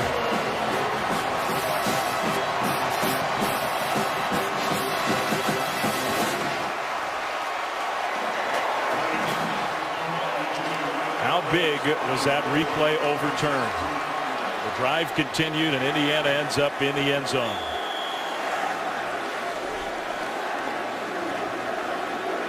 Nine plays, 62 yards, extra point, good. They use a receiver on it right here, Hale. He's going to take not only the corner, but he's going to affect Baker, who's matched up right here. Watch this little rub route, or you would call kind of a pick, to try to get in the way of Baker. That frees up Thomas to get to the corner. And again, a nicely thrown football by Richard Lego. See, the receiver does a good job of disguising it. Baker fights through to get to him, but he was in the way enough. And Hale, you can see him in the background how excited he was. You know, we've seen that in college football. There have been controversial calls down in that area where the receiver doesn't do a good job of disguising that he's running for a route. Hale did a very good job of making the pick, but not looking like he was trying to create a pick, and that's why the official didn't make the call. He looked like he was running around. Yeah, I think a better effort even than the very famous play that essentially ended the national championship last year. Well, what a sequence that was. It felt like this game was getting away from the underdog. Well, you hear Dockich down there on the homer call talking about this crowd's waiting for the other foot to drop. They're waiting for something bad to happen. That's been the Indiana way. And that was a heck of an answer now after Ohio State started to take control this second half. The Hoosiers go back up 21-20. They lean heavily on their star wideout, Simi Cobbs, who's having a huge night against Ohio State.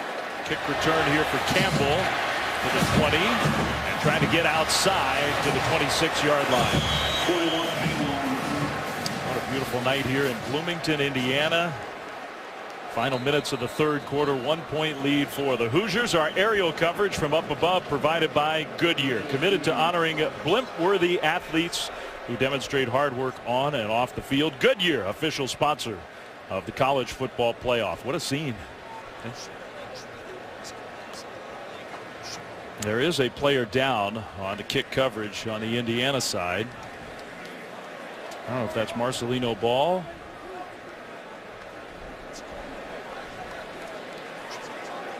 It may not be. So they're looking at whoever it is down on the turf while we have a moment. Why don't we send it down to Laura? Dave, it's been interesting watching Richard Lagow on the Indiana sideline. Throughout this game, no matter what's been happening, he's been promising his guys, we are going to win this game. He keeps saying it. He keeps saying it won't just be me, it'll be all of us. Saying it to every offensive lineman, saying it to the running backs, saying it to the receivers. And after Ohio State had scored to make this closer again, he went down and told them once more, we're going to win this game. They continue to listen to him, and you can tell that he provides certainly a lot of maturity and encouragement. You know, I think the experience that he gained last year coming over from junior college, Laura, has a lot to do with that maturity. There were some ups with 19 touchdowns and a lot of downs with 17 picks. He took ownership of that, and he really worked hard to get to know these players better. They became some of his best friends, and I think it was a different Richard Lagow when he got this new offense with Mike DeBoer. He's comfortable with the offense, the reads, but I think more than that, he's comfortable with who he is. The other thing that's really helped is Nick Sheridan. You can just see him there at the top. He was a former Michigan quarterback. His dad's been in coaching for a long time. He's with the Detroit Lions. And when you talk to Tom Allen, he points out very quickly that Nick Sheridan is the one voice in the ear of Richard Lagow. So if he makes a mistake or he has a good play, he's not going to hear from Mike DeBoer. The guy who's going to communicate with him is Nick Sheridan. And he's got to be happy with the way he has started tonight with 345 yards. We got 5 minutes almost to go in the third quarter. This is against Ohio State. Yeah. Pretty impressive. Very. You and I were talking at halftime. I said, you know, everybody's going to look at these numbers and think, what's wrong with Ohio State playing Indiana, giving up all these? I don't think Ohio State will play, from a passing standpoint, a better group as far as a quarterback and a group of receivers than who they face tonight with Lagow and this group of receivers, including Oklahoma. You to repeat that. They will not play a better group the rest of the year from a quarterback, kind of a pro-style ability to throw the football, and a group of wide receivers top to bottom. That we'll see at the end of the year, November and December, if I'm right or wrong. But I don't think they'll face a better combo of quarterback wide receiver play than what they're facing August 31st tonight here in Bloomington against Indiana. Well, good news, it was number 43, Damian Willis, who was down, and he gets up and walks off the field by himself. 4:50 to go, third quarter, Indiana back in front, 21-20. Number 2 on the road to start the year. Conference game really being tested. Campbell across the middle. Paris Campbell got the big time speed. There he goes. Campbell off to the races. 10. Touchdown.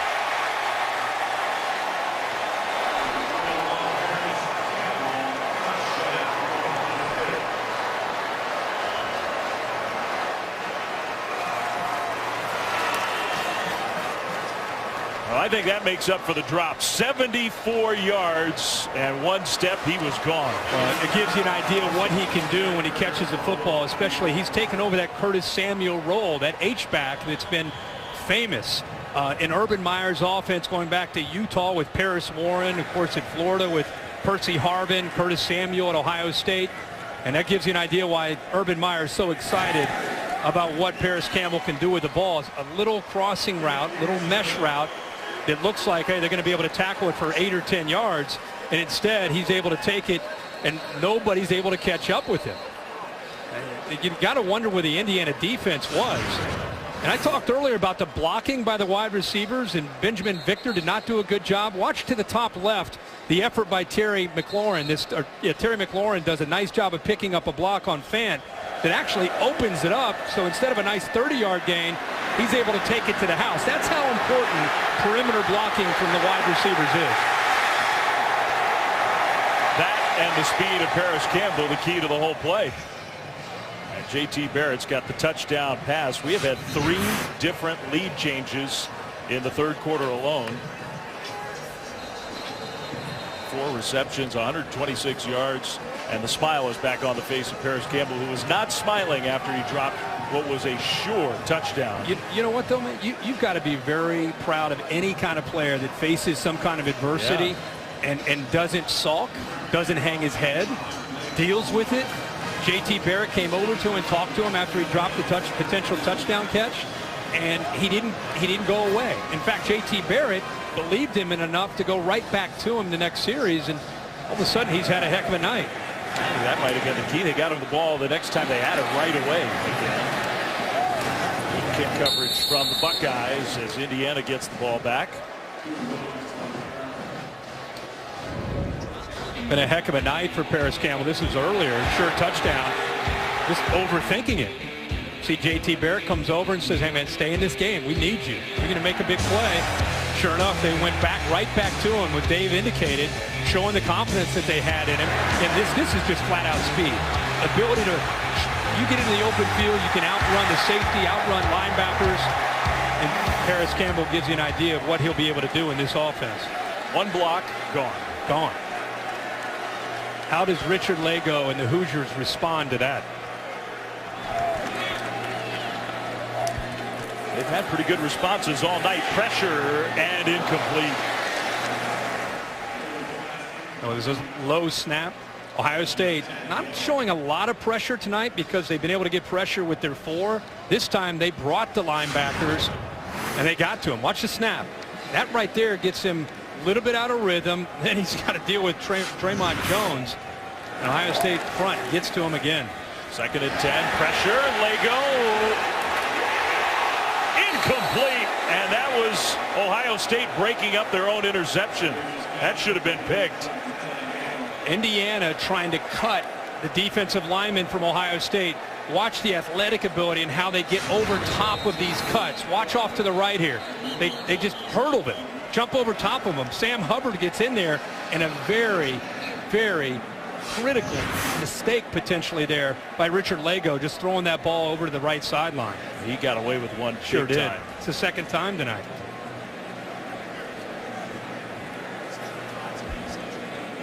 Damon Arnett, by the way, I think he's cramping up again. Baker, the linebacker, Ward, the defensive back, and they just ran into each other. I think they were fighting over it.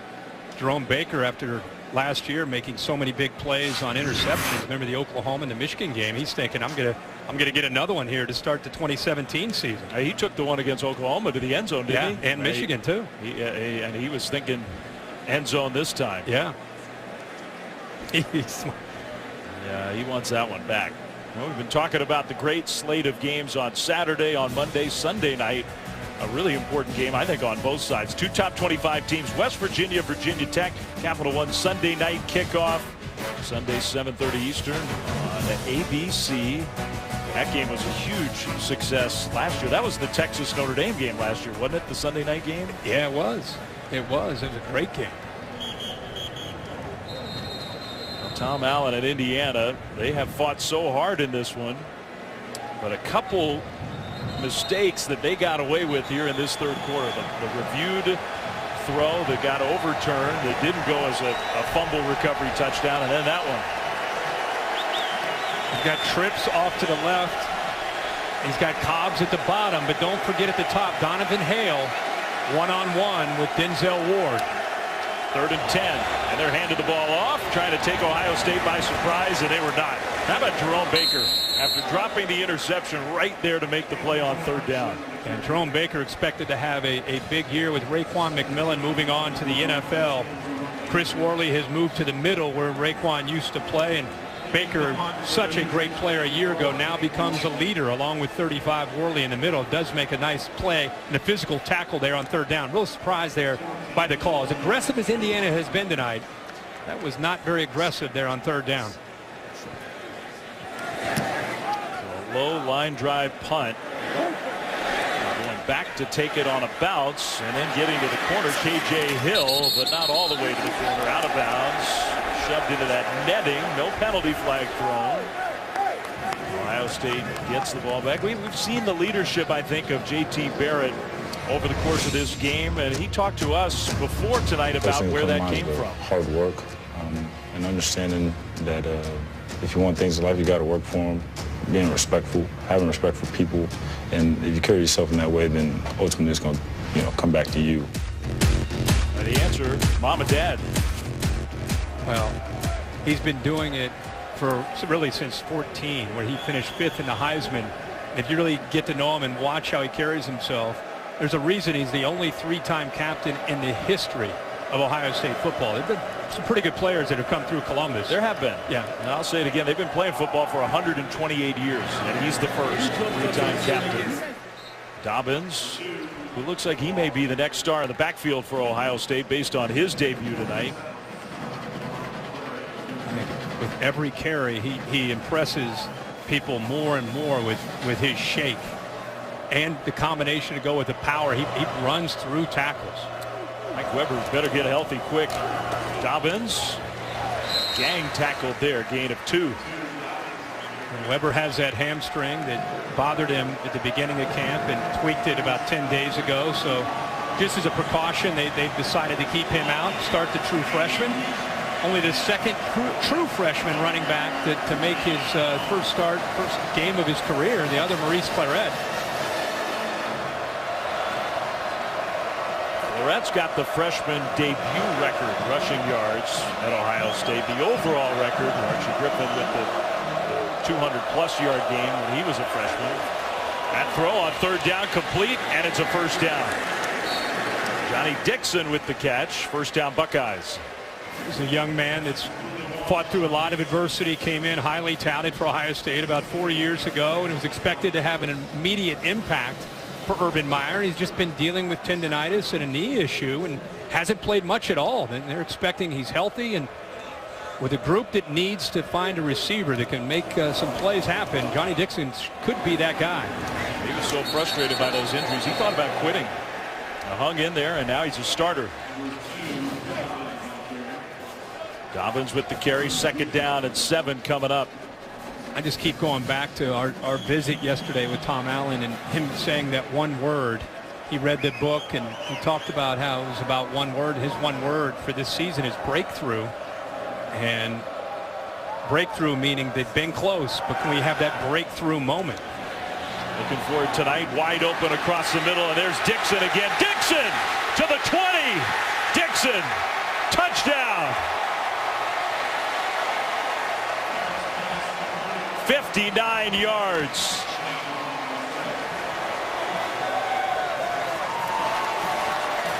A lot of crossing routes and a lot of confusion by Indiana. Watch the receivers crossing. Nice job of just settling in that hole right there by Dixon. J.T. Barrett, great patience. And that's what we were just talking about with Johnny Dixon. There's a different gear when he's able to get his hands on the football. He looks around and he realizes right away he's got a chance to take it to the house, and he does. And a much better block by Benjamin Victor that time to help spring him loose. So another quick strike touchdown for Ohio State. The Buckeyes have started to take control of this game in the final 2 minutes of the 3rd quarter, and they are going for 2.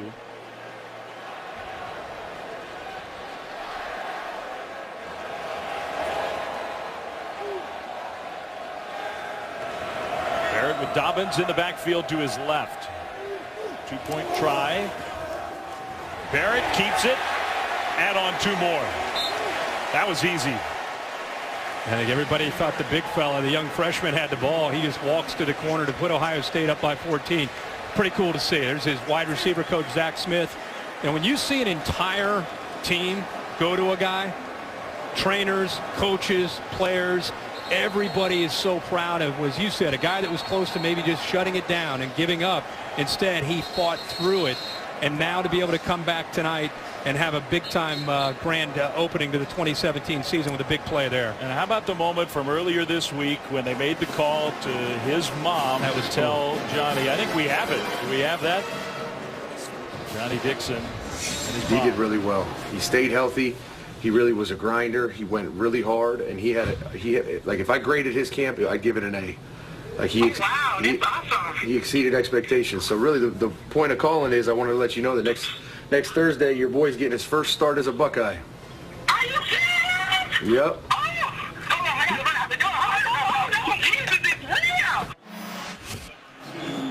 That's awesome.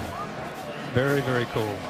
I know his mom's watching, and she is fired up after that play by her son. That's his first career touchdown after all of the struggles to get healthy and get on the field.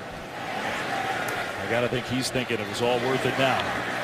More good kick coverage. Man, Indiana's special teams, they have had nowhere to go against Ohio State tonight. Ohio State has taken control of this football game in the 3rd quarter. 3 touchdowns. 22 points, up now by 14. And for a team that isn't playing a MAC team at home to open the season, they're playing Indiana, who's got a shot to win 7 or 8 games on the road in this environment, taking some shots early down. It's showing a lot of resiliency. Now there's still a whole quarter to go, but they've kind of righted the ship here so far. I'm with you. When you look at the names, you think maybe lopsided. This was no pushover game, and it still isn't. We still got a ways to go. Oh yeah. Luke Timian, who has had a nice night at wide receiver. It's one thing to get back and take control of a game. It's another thing with a whole quarter to go to finish it. Don't sleep on Richard Lago and these receivers. Lago pressured, incomplete. And for Richard Lago, he's got to avoid panic setting in on him. We have, for the most part, seen him very comfortable getting back, getting the ball out, getting back, getting the ball out. Second half, it's been a bit of a different story, as you see from the numbers, but last pass attempt, he looked uncomfortable in that pocket. He took that hit on the near interception, nowhere close. Majette, they gave it to him on 3rd and short, and he was stuffed. Talked about how Chris Worley has had to make the move to that middle spot to take over for Raekwon McMillan. Here he is right here, 3rd and short. If they show run, he's going to shoot this gap, and this is a great job. He's still kind of feeling his way through.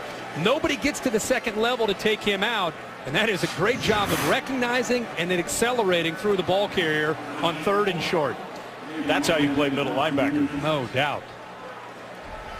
Another stop by the Ohio State defense. 4 different 3-and-outs they forced in this quarter alone. The punt, fair catch at the 39. Ohio State's offense will come back on the field. Well, all of us all week long have been thinking about those folks down at Houston, the thousands and thousands and really millions affected by Hurricane Harvey, and those folks urgently still need all of our support. You can help the American Red Cross provide meals and shelter and lots of necessities for all those families. Donate today by going to redcross.org/ESPN, or you can call 1-855-999-GIVE. And I know that so many people have pitched in and given so much support. Way more is needed. They are a long way from being back to normal down in Houston, and a great part of the country, a great part of the college football world. We are thinking about all those people, that's for sure. Dobbins, who is in the game, Laura told us from the sideline he's dealing with some cramping issues. That didn't look like it there. Pretty nice run on 1st down. Yeah, welcome to college football as a true freshman. His first start, 26 carries and 169 yards. I don't blame him for cramping down there. Yeah, they are working him. Now that is going to be the final play of the 3rd quarter. Well, the 3rd quarter that was really dominated by Ohio State. The Buckeyes, number 2 ranked team in the country, and looking like it here since halftime. Urban Meyer's got to be pleased with the way this game has changed. The defense, we saw that early in the quarter. JT Barrett on the offense with the short yardage plays and the big plays, getting it going. You're watching college football on ESPN, presented by Destiny 2. For the number 2 ranked Buckeyes of Ohio State, and they have taken control of this game. Now we still have 15 minutes to play, though, and it's still very much a game. 35-21. Buckeyes, though, have the ball, and their true freshman running back got the start tonight in place of Mike Weber, who's out with a hamstring problem. Dobbins has been one of the big stars, and he gets the first carry of the 4th quarter. Yeah, and they're not looking to sit him down. You know, if they did, Antonio Williams, we've seen a little bit tonight, but right now Dobbins is saying, don't take me out. It gives you a little insight into how they feel about this guy and his role going forward. He's going to get the ball. First down, Ohio State, play fake, and they'll just swing it out to Campbell out in open space. That seems like a pretty good plan usually. 5-yard gain. You know, you're sitting at home, you're watching Ohio State, you see them struggle early, down at halftime, 14-13. All the talk about it, Kevin Wilson and Ryan Day, new offense, and yet there it is again, stuck in 2nd or 3rd gear. And you're thinking, what's wrong? What's going on? And interesting, the adjustments they made at halftime came out, scored 3 touchdowns, took control of this game, and it gives you an indication of how quickly this offense can strike with the playmakers that they have. Dobbins on the pitch play, out of bounds just short. And I think you're right. The adjustments at halftime have been phenomenal. And you see Ryan Day closest to us, Kevin Wilson next to him, kind of co-coordinators. And sometimes there's a lot of pressure on you, and everybody's saying, okay, fix everything that's wrong. And it's like, oh, we better score every possession. And I don't know if the players, JT Barrett and the coaches felt that, but I don't know. It just feels like they've settled down in this second half. It has a totally different feel from Barrett, the way they're stretching horizontally and vertically. They'll empty the backfield on 3rd and 1. Barrett, you can kind of see that coming, strong enough to try to get there, but he is going to be stopped short. They blew the whistle. But anytime you stop an offense when you're down by 14 and you stop them on 3rd and short, gives you an idea, is Indiana quit, or are they still out there battling? And pretty good idea that they're still out there battling. Ball leading the way along with that defensive front. Everybody who played Indiana's defense under Tom Allen last year said, well, one thing they have talent, but they also play hard. Yeah. I think that's a big reason he got the head job when Kevin Wilson was let go, was that I think the athletic director and the administrators wanted the culture that he created on defense to permeate not only on defense, but over the entire roster, all over the team. Ohio State 4th and short decides to punt, and they'll pin Indiana's offense inside the 10. Well, the matchup that's going to close out our great Labor Day weekend of college football, Tennessee, Georgia Tech, the Chick-fil-A kickoff game Monday right here on ESPN at 8 Eastern. 25th ranked Volunteers against that Paul Johnson offense of Georgia Tech, and just a sampling of what to watch. Starting tomorrow, Wisconsin gets underway at home against Utah State, Michigan, Florida, Florida State, Alabama, and on it goes. Some great games, exciting, and I gotta love to see the SEC and the Big Ten, and anytime they go head to head, it's always a lot of fun. I'm excited to see LSU. We've talked about the new coordinators in this game. LSU's got a new offensive coordinator, Matt Canada, who I think very highly of. What a year he enjoyed last year at Pitt. And now he's going to take that scheme down to Baton Rouge with a lot of athletic ability. And I wouldn't sleep on BYU. I think they didn't look great last week, but sometimes that can lull their next opponent to sleep. Yeah, they do have the advantage. They have played a game. That is an advantage. That's some tough after the catch running by the running back, Cole Guest, for a first down.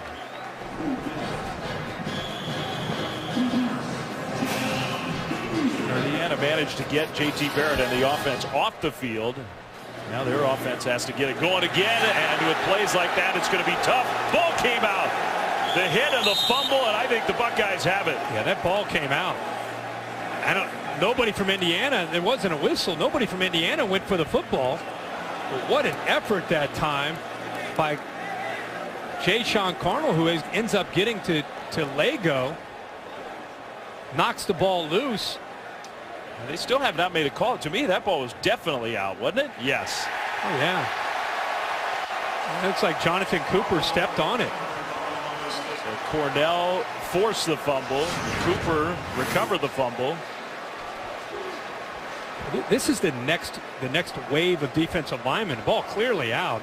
Cornell does a nice job, but there's Jonathan Cooper, a freshman out of Gahanna, Ohio, who jumps on top of the ball. You're not talking about the stars, all the names we know. This is the second wave of really guys. The third, because they're too deep all across the board. Bosa and Lewis and Sprinkle and Landers and Draymond Jones and Sam Hubbard and Jalen Holmes. Now you're going to that third group, and pretty good effort there. These guys say, we don't get a chance very often. I'm going to go out there and make a play. Well, that's a huge turnover. Ohio State now has a chance to really open this game up. 5th sack for the Buckeyes defense. Barrett, touchdown. And that's Victor with the catch.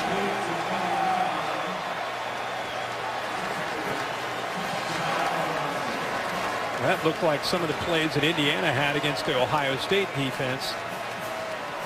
This time it's the very, very tall and athletic Benjamin Victor at 6'4", 195 pounds. And the one thing that JT Barrett wants to do inside that 10-yard line with Victor has put it up in the air and let him use that frame to go up and make a play.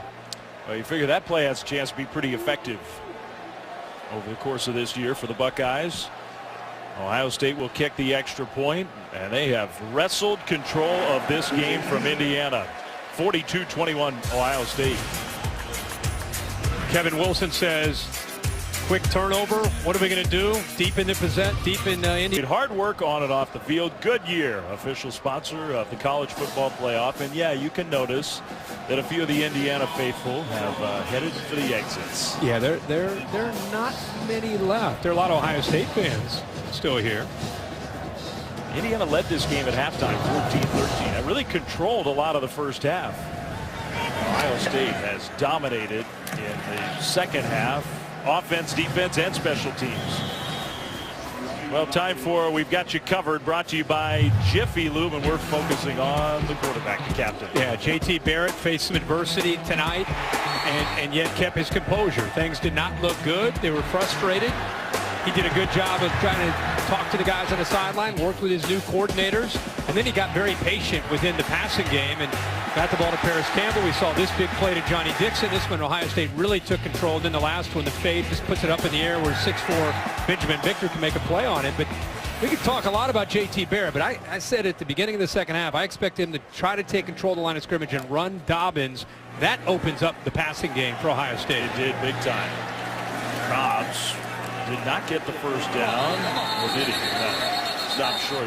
The effort from these defensive backs, and these are tough covers. Indiana's got very good wide receivers. The effort's been good. And I think the We've Got You Covered thing does cover this guy because he did not panic. They were making mistakes. Things were out of sort. Yeah.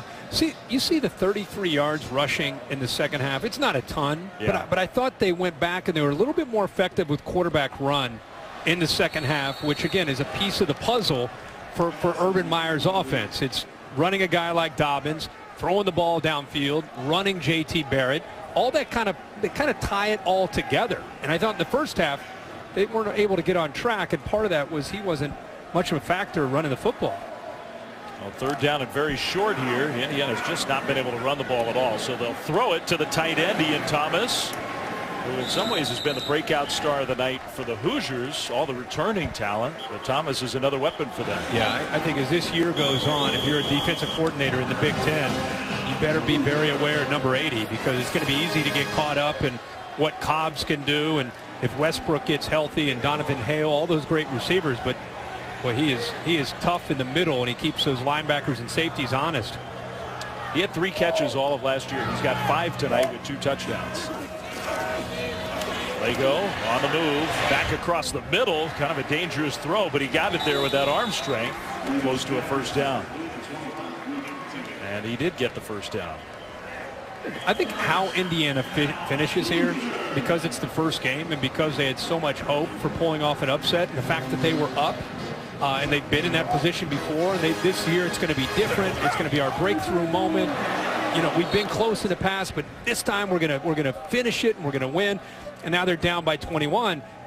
But if they fight to the end and they can kind of gain something by showing a little bit of moxie and toughness, you go into week 2 and week 3 with a little bit more of a belief than if you just shut it down. And this team's going to be a hard out for a lot of teams that they play because of the offensive firepower that they have with Lego and company. I think they're going to win a bunch of games. Lego batted and incomplete. Jalen Holmes, you mentioned his height. He's got his hands on a couple balls tonight. I think it's a very unselfish group that Ohio State has. It'd be easy to be frustrated if you're Jalen Holmes, because you have Sam Hubbard and Draymond Jones. We've talked so much about Tyquan Lewis and Nick Bosa, but they do a really good job of mixing different combinations of defensive linemen in there and letting them all play and try to keep them all fresh. There you go on third down. That is caught for a first down. And that's the second tight end, Ryan Watercutter, into Ohio State territory. It's a big pickup for the Hoosiers. It gave him just enough time, and with Ohio State bringing a linebacker blitz, nobody was there in the middle. They had 2 receivers there, and Chris Worley took the underneath receiver, and there was a big void in that defense behind Worley, and good throw by Lego. In the pocket again. That one is intercepted. What a play on the ball. That should count as an interception. A fight for it with Donovan Hale, but that's picked off. With all the talent from Ohio State secondary moving on to the NFL from last year, 3 guys that went in the first round, the baton has been handed to number 12, Denzel Ward. And what I love about when he gets out there, watch his eyes in the middle. Watch him look back and look for the football. Because he saw that football thrown, he gave himself a chance to make a play on the ball, and ultimately, that's why he came up with the interception. New legends will rise, rated T for T, and in part by Express Jeans. Find the pair that's fit for you. What a coming out party for number 2 true freshman from Texas, J.K. Dobbins, who got the start with Mike Weber hurting tonight in the opener. 178 rush yards, most by a true freshman running back in his Ohio State debut in history. Maurice Clarett back in 2002 at 175. J.K. Dobbins is going to have a lot of yards and impact on this Ohio State offense this year.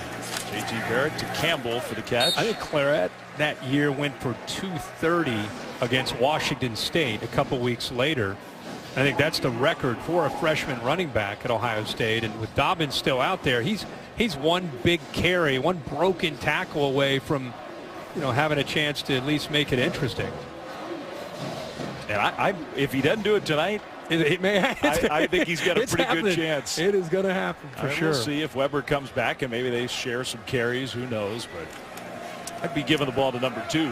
Nobody's asked me yet. And that's a first down and more. That's Luke Farrell, freshman tight end. Ohio State looking for some production from their tight ends. They sure are. That has not been a position of strength for this team the last few years. Let me ask you something. They're at 21 with 9 minutes to go. The way this game is gone, you think? Are you surprised that they still have Barrett and the skill and really their entire first team unit in? I am surprised. It's the first game. Maybe you're kind of thinking, okay, we got Oklahoma next, as many reps as we can get. But I think it's still about not running up a score, but more about first half was kind of a debacle for what they expect out of themselves. So I think he wants his first unit to keep working, keep trying to kind of create that identity, keep trying to find confidence, because the game next week, that's the real deal. I mean, Lincoln Riley and the OU Sooners roll into Columbus. That's a real challenge, and I think that's why you're seeing the brain trust here with Kevin Wilson, Ryan Day, and Urban Meyer say, let's keep him in for another series. I also think, look, everybody acted like Kevin Wilson, Ryan Day, snap the fingers, offense better. Voila. And it just doesn't work like that. No. And you got to get some reps in a game to work out those kinks, find some of that rhythm. And I think they're finding that here in this second half in a big way.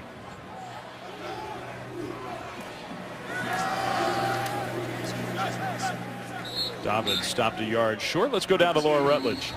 Yeah, Dave, Ryan Day told me that he felt like he and Kevin Wilson would be really good at adjusting if that would happen. Dave, go back to you real fast here. Okay. So we got a little altercation maybe out there. So like an Ohio State player. It looked like Tremarco Jones was involved in laying on top of a player, and some of the Indiana players took exception to that. Play clock gets reset. So, yeah, I think they got that taken care of before it escalated. 3rd and 1. Barrett keeps for a first down and more across midfield, and now get down. Don't take a big hit. That's the new J.T. Barrett. He said, I'm getting down. It's the smart J.T. Barrett. Yeah. Why don't we go back down to Laura? Laura? Yeah, so Ryan Day said that he felt like he and Kevin Wilson, because there's no ego between the two of them, would be good at adjusting if they had to. And he said they knew they'd have a few kinks early on. They just didn't know exactly what they'd be. And obviously it depends on what a defense gives you. But he felt that if they were faced with it, they could be honest with each other about what they'd need to change in game. Well, that looks to be happening tonight. They're giving Antonio Williams some carries now on first down. I do believe that this offense, last year they put up some points and put up some impressive. This is going to be a more explosive offense. Oh, yeah. Yeah. And I think as Kevin Wilson and Ryan Day get a better feel for what these players can and can't do in game-like situations, they'll start to kind of mold their offense like it's putty in a certain direction. They know about J.T. Barrett, but I think they're learning about some of these other skill guys. Baugh, the tight end. The other thing is, I think the wide receivers, we talked all night about him. Everybody wants to talk about J.T. Barrett and how much has he improved. I think it's on the shoulders of the receivers as a group, and they've had some moments that have been great, and they had some moments where they're going to go back and have a little bit of a reality check and say, you know, we've got to do better. We've got to get separation. We've got to help our quarterback out, and I think that's what a first game is really all about, being able to play a game and go back and look at the film and see where you can improve. Yeah, I'm with you. And one thing, they were not good yards after the catch last year. They've been great for that tonight, so that's already a big improvement. Campbell and Dixon have been a big part of the passing attack. Victor, you're talking about. Oh, we got an idea. I don't think we saw very many plays all year last year like we saw from Paris Campbell, taking a simple crossing route at 10 yards and turning the corner and going about 60, just outrunning people. I don't think we saw that all year. They were near the bottom in college football yards after the catch. Yeah. They got 220 yards after the catch tonight, and Antonio Williams is looking like Dobbins. He slipped on the turf there. And the other one, Johnny Dixon, another play where it's kind of a routine play over the middle. Next thing you know, he looks around, and he's got a chance to take it, and he picks up a block and picks up another big play. So those kind of plays were far and few between in 2016. Handoff inside the 10. And Barrett's still in there. Dobbins, I think he'd like to get a few more touches. No, he's tapping Tony Alford, the running back coach, on the back like, hey, I'm good, I'm good. He's done everything but score tonight. I think he'd like to get in the end That's zone. why he's saying, hey, let me in. This is a perfect time for me. Up the middle, Williams. Oh, he just, come on. He's like, let me, come on. Come on. Oh, didn't get it. He tried. I appreciate the effort. He's not down there, not paying attention. He's right behind his position coach trying to argue to get in on the field. I love it. Yeah, Barrett, remember, Williams took a touchdown away from him early in the game. He did all the work all the way down, and then Williams came in and got the score. I do believe that J.K. is going to get a lot of it. I think a star is born tonight for Ohio State. J.K. Dobbins, worth every bit of the hype that you heard about him. One of the highly touted seniors last year, even though he didn't play. Williams, touchdown. He's got another one. Smile for your teammate. He did. Yes. That's great. Pretty impressive by Ohio State. Keep in mind, they're down 14-13 at halftime. Being outgained and outplayed. And just looks very unorganized offensively, and they were struggling on defense in a lot of one-on-one situations. Greg Schiano, we've talked so much about Kevin Wilson. Greg Schiano taking over for Luke Fickell. The adjustments that they made in the second half, they've given up one touchdown, and we should look at a yard comparison from the first half to the second half. It's been a totally different story. So Schiano and his staff also deserve a lot of credit on the defensive side. At Farmers, we've seen almost everything, so we know how to cover almost anything. In Atlanta, the Chick-fil-A kickoff game, 8 Eastern on ABC, streaming live on the app. It's the first time in college football history #1 opens against a top 3 opponent. I mean, it is, on paper, the best opener in the history of college football. Yeah, you just hope the game lives up to the hype. Everybody excited to get to Atlanta, the Mercedes-Benz Stadium that's going to be unveiled, the new opening for that stadium. Brand new. Yeah, it should be great. 49-21, Ohio State taking care of business here on the road. We'll be back for the final 350 after this.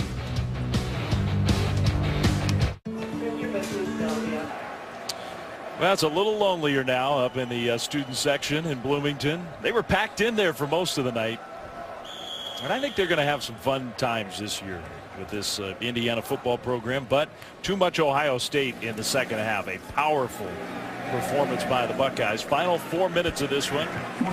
This was 14-13 at halftime. It was 21-20 Indiana took the lead again. It's been 29 unanswered from Ohio State since then. Yeah, been domination, and I think there's a lot to learn for both these teams from week one. For Ohio State, you know, being on the road and facing a pretty good team, especially a good offensive team, and some of the challenges that they present, being able to go back to the drawing board at halftime and make those adjustments and come back. And even though Ohio State and Urban Meyer have a tradition with Urban being there of doing very well year in and year out, it's still a new team. And so to face that adversity and find an answer, that's big for developing a team belief, especially considering the last time they played a game, they walked off the field out in Arizona, losing 31-0. So it's a new year, and face that adversity after that loss and come back and win 49-21, or if it holds on to this score, that's big, not just to win the game, but get ready for that next game.